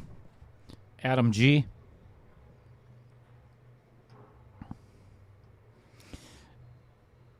If I was Mike Karcz, I think I would seriously consider pocketing his 4 ball on purpose. Because what is he going to do? Exactly. That would be, to me anyway, I think would be a winning shot. Because the rest, the stripes are workable. You can play that 11-10 combo if necessary. Yeah, you could play the 13 and come around and crash into that. Yep. Indeedly do. Deedly. If he does not, I think he's going all out here. He did not call safe. All right, he's going for it, folks. Yep, here we go. He's playing safe on himself. Right behind the 10. Yep. Hooked. Froze. Solid. Oh, man. What a horrible roll. If he hits it any harder, the 10 moves out of the way and he can cut the 6 in the side. Or if he runs into the 6, he might have had a shot past the 10 ball. It could not be a worse spot where this ended up, because now Mike Niederrmaier can't even get a good hit. Will not get a good hit. I'm going to go out on a limb and say he does not get a hit. I'm hitting the cue off the rail, jump over the 10, land on the 6, and then the cue rolls down to the bottom rail for a good hit. Perfect. Yep. Mm-hmm.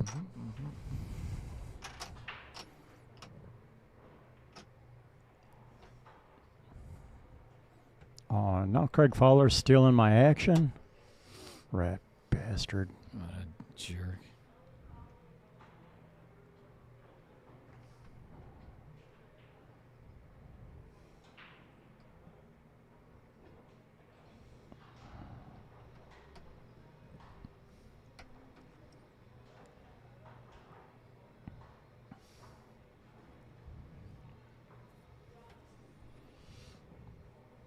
Rat bastard.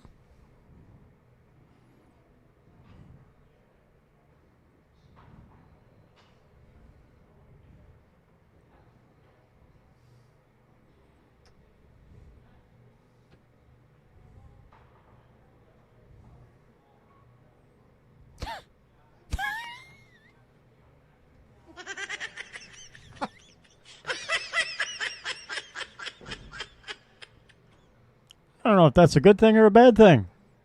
Yeah. Is he saying that you're higher than an 850 or Exactly. lower than an 850? I think he's saying that you're much lower. Probably. That's because he knows I'm right. There is no other shot. You have to shoot that off the rail, hop over the 10, land on the 6. There's no other way to hit a solid. You're mental. I'm correct. Mental or not, I am still correct. You are correct, but I don't think it's possible.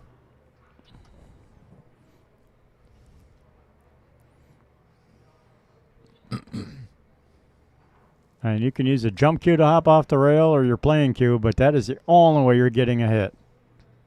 Unless you jump over the 11. No, you can't even come around 2 rails because the 12's in the way to try and come off the bottom rail and hit the 2 with enough speed to still hit a rail.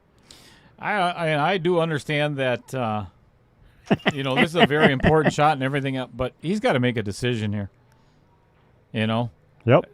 This is 3 minutes studying. Either tie something up or, that's about all you can do. I mean, there's really no shot. So I'm going to play the 9 first in the side. Yep. Get that out of there. Then 13, 10, just kind of work my way around. I'd like to get that 12 out of there ASAP. The 14 would be my last ball.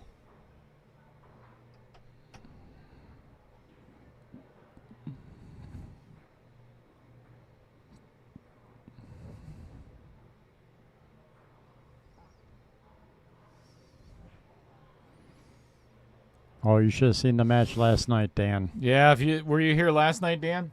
That was bad. This was not horrible. I mean, he got himself in a bind. I can see taking a little time trying to figure crap out, but last night was over 5 hours, and average of over a minute a shot on an open table. I did talk with it was one player in particular that was just taking an exorbitant amount of time on everything, and that just not acceptable.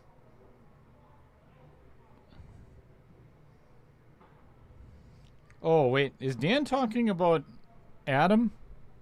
Granted, is he talking physically slower or mentally slower? I don't understand. What's the... Dan, are you talking about slower as in slower, or playing pool slower?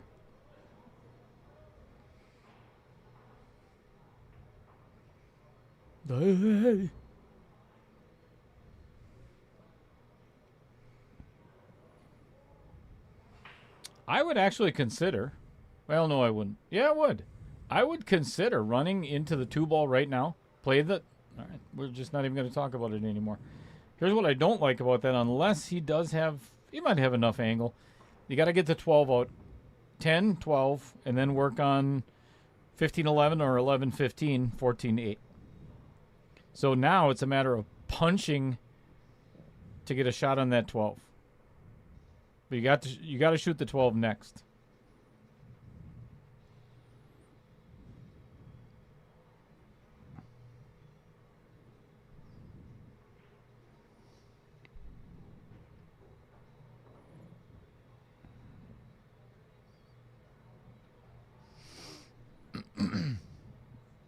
Yeah, you're not wrong, Randy, and that's why they got a warning.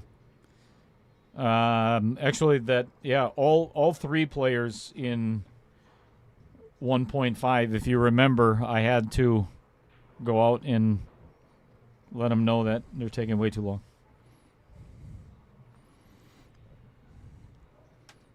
All right. Here's the shot of the rack. Agreed. Or we're going hill.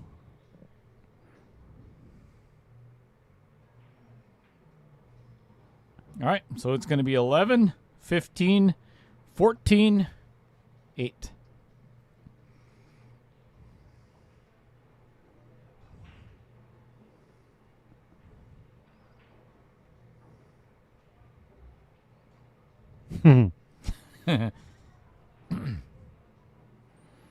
Well, we're still kind of nice yet.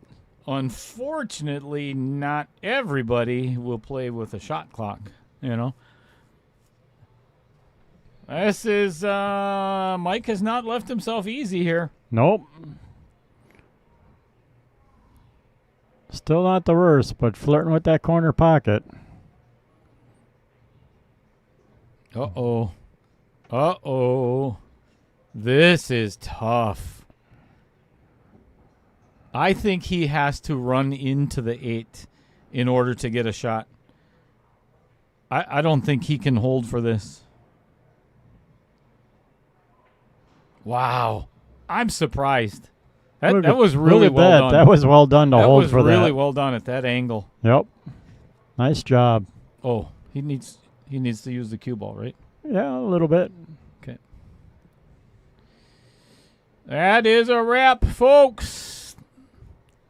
Congrats to both Mikes. Please, for Mike losing, send me your money. That was nice to see afterwards. Yep. A hug between competitors. Yeah, Mike Niederrmaier walked right up and gave him a hug and said, nice job. And you know what? But nice job to Mike Niederrmaier, absolutely. too. He did great coming back in that 8-ball set. He did not give up. He did not just walk away. He did a good job. So congrats to Mike Niederrmaier for hanging in there in the 8-ball set and putting up a fight. He didn't. You know, some players will be like, oh, my God, I need 4-1. I'm just going to check out and start whacking at balls. He stayed in the moment and played game by game, and that's what you got to do when you're down like that. So nice job. Nice job to the other Mike Karcz, keeping his bounty intact, coming out ahead and victorious. So, yeah, great job by both players. Well played. Our 6 o'clock match will probably get delayed till about 6:15-ish to 6:30-ish. Just so you guys know. Thank you, everybody, for coming in the chat and being part of the stream. Thank you to all our sponsors.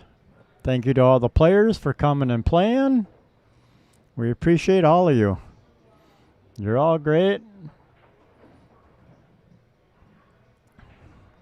So, yeah. So, we'll all see you all within, like I say, half an hour, 45 minutes at the most for the next match.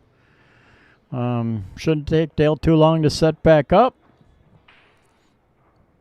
And, yeah, we'll get the next match started pretty soon.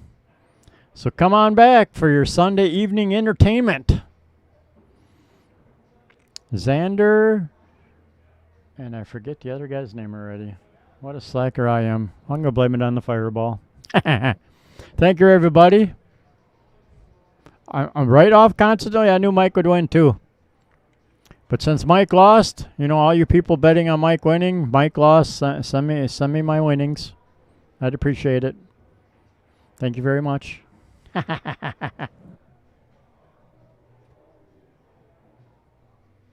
So on that note, we'll roll the credits for all our sponsors. Thank you to all the sponsors for participating and helping us do this. Obviously, Adam at Varsity Club. Thank you very much for Varsity Club for hosting us. P. Shower Hughes, John Kramer, Andy Kuntz, Dan Welsh, Peter Sorcy, Robert Miller, Derek Schwartz, Bobby Joe Kuntz, Jason Harlan, Cody Retlich, Matt Strong, Brent Lucas, Eddie Altman, Vincent Didio, Brett Tovar, Lynn Dorn, Joseph Porter, Brad and Dave Gillette, Dave Menden, Troy Ziegler, Chris Green, Roger Bregler, Jim Reese, Scott Kugel, Kevin Dorn, Jesse Cook, all the Varsity Club staff, and you, the viewers. And a big thank you to this guy sitting right next to me. As always, if it wasn't for Chris Green, I'd be sitting in here all by myself. You know, trying to be funny. Laughing at your own jokes doesn't work. Yeah, there's nobody to, you know, bounce things off of. So, very, very much thank you to Chris Green. We're going to get out of here. I'm going to get set up, and we're going to get... I told the viewers... I can't think of his name right now. Xander and I forgot the other person myself. No. I forgot Vincent Schrader's nickname. Oh. Yep, I will not be in the booth for the next match.